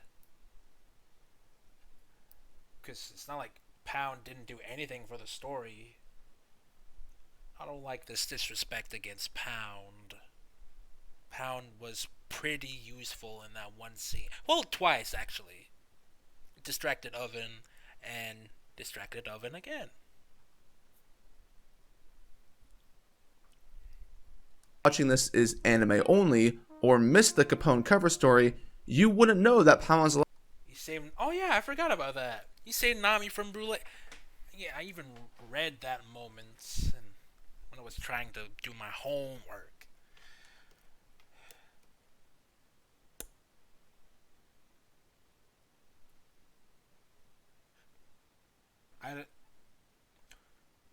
Whatever. Alive because that's not covered in the story itself. And I don't think many people disagree with the statement that it's because that's not only, or missed the Capone cover story, you wouldn't know that Pound's alive because that's not covered in the story itself. And I don't think many people disagree with the statement that it's worse for the story that Pound survived. One, because it doesn't really make any sense. Oven was mid-swing, about to kill someone who wasn't fighting back, and there wasn't a single person on the island who could have stopped him that we saw. Plus, we saw blood, and we didn't see Oven severely injured the next time he shows up in Chocolate Town. So this is unbelievable by nature. Pound was a character that nobody cared about prior to this point in time. He was a clown. But by... You telling me we can't care about clowns? Not to mention his wants to meet his want to meet an established character and another established character with Chiffon. So I guess character connections don't matter, and apparently being a funny character means you're useless or you don't matter. Even though this is literally One Piece and funny characters do matter. Caesar Clown, he's a funny guy. Almost killed the Straw Hats twice. And freaking, I shouldn't really need to bring up more examples. I can bring up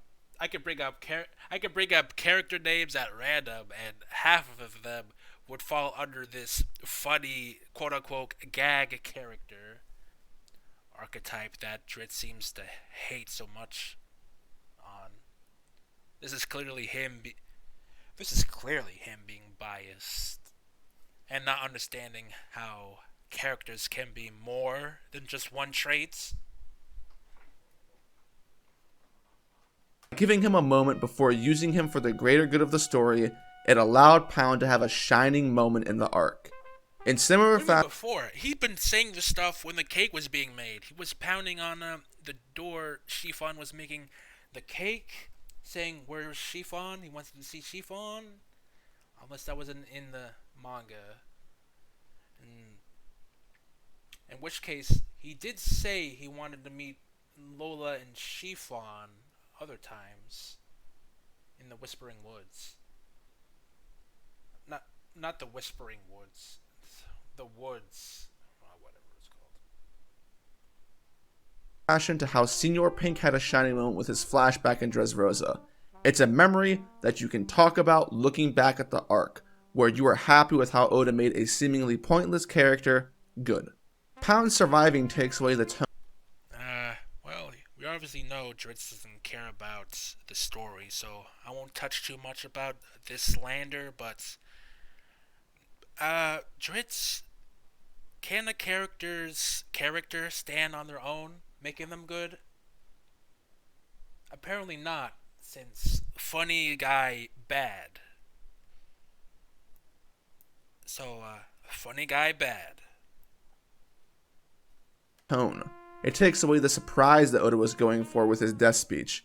Instead of people thinking back and remembering how much they like this standout scene, all they think about is, dude, why is Pound alive? It's so pervasive that it trumps what the story was trying to convey, and this is where Oda rubs salt in the wound. If Oda really, desperately wanted to keep Pound alive, that's his choice. A horrible one, but that's his choice. Oda took the time to carve out a section of Whole Cake Island to include Pound. The least he could have done was resolve him being alive there as well. It wouldn't have been better than Pound being dead, but it would have been something.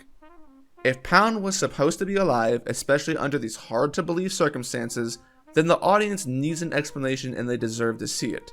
This could have been incorporated with a I really don't see how he has such an issue with the cover stories. Well, he's specifically saying the cover stories.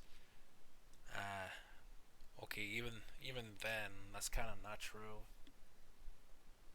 I mean, it's not like it's non-canonical works. Plus, he said these cover stories tell you, yes, but I still don't understand why he has such an issue with the cover stories revealing they're alive. It's like little bits of the story alongside the main story. It's like the closest thing you're ever gonna get to like a side story or a side quest, like in video games. And I don't know how apt the comparison is, but effectively.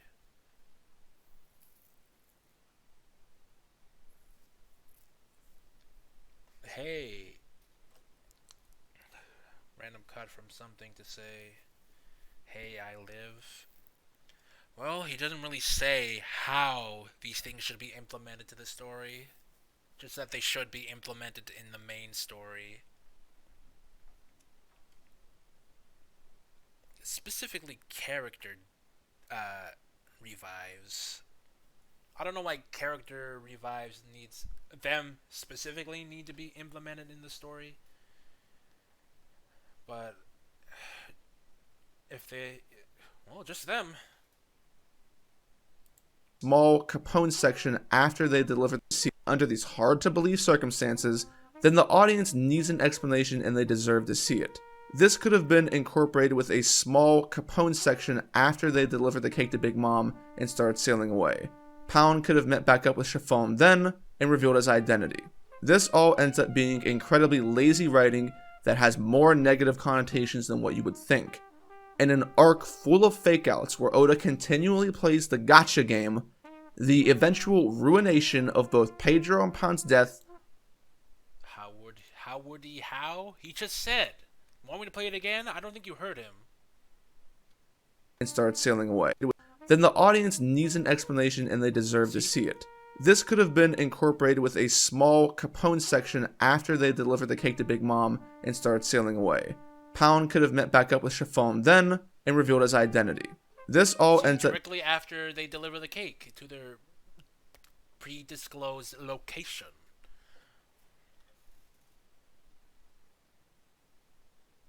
I guess. I guess. How does Pound follow? With the same boat he used to get on the island that Chiffon and Oven were on. That boat.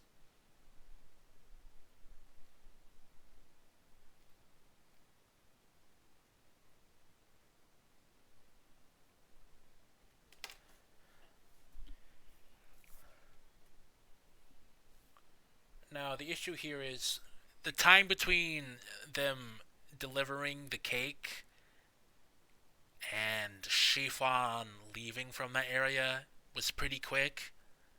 So Pound would have to find a way to get to the island that he doesn't know they were going to faster than a paddle boat going at full steam. That's the issue I have. Even if he could, he doesn't have the speed. Since pretty much dropped the cake off, went with Pudding on Ribbon to go to the Straw Hats, and then come back to Benji. I think that's what happened. Didn't she leave with Pudding to go meet with the Straw Hats, saying that the cake was delivered?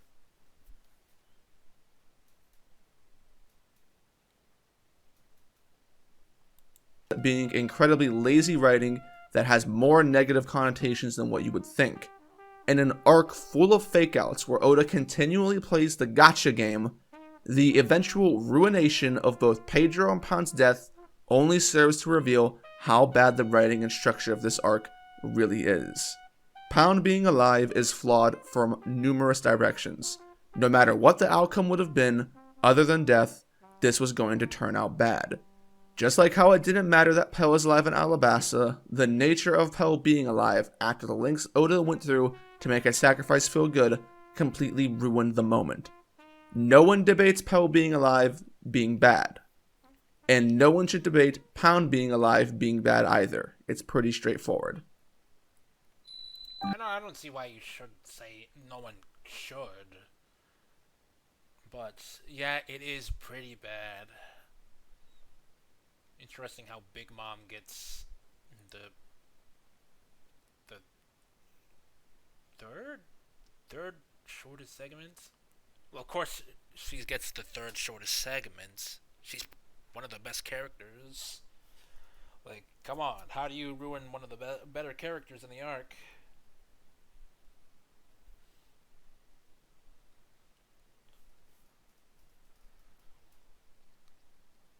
Mind grain. You got a mind grain? Understandable. Yeah, although, for me, it's just the right side of my neck hurts. So, I guess this shall be the post. As in the post, I mean the end of the video. Jeez. Freaking 5 times. 5 times someone gets emotionally heated enough that they want to drop the video. I don't know if that's impressive, but jeez, does this guy suck?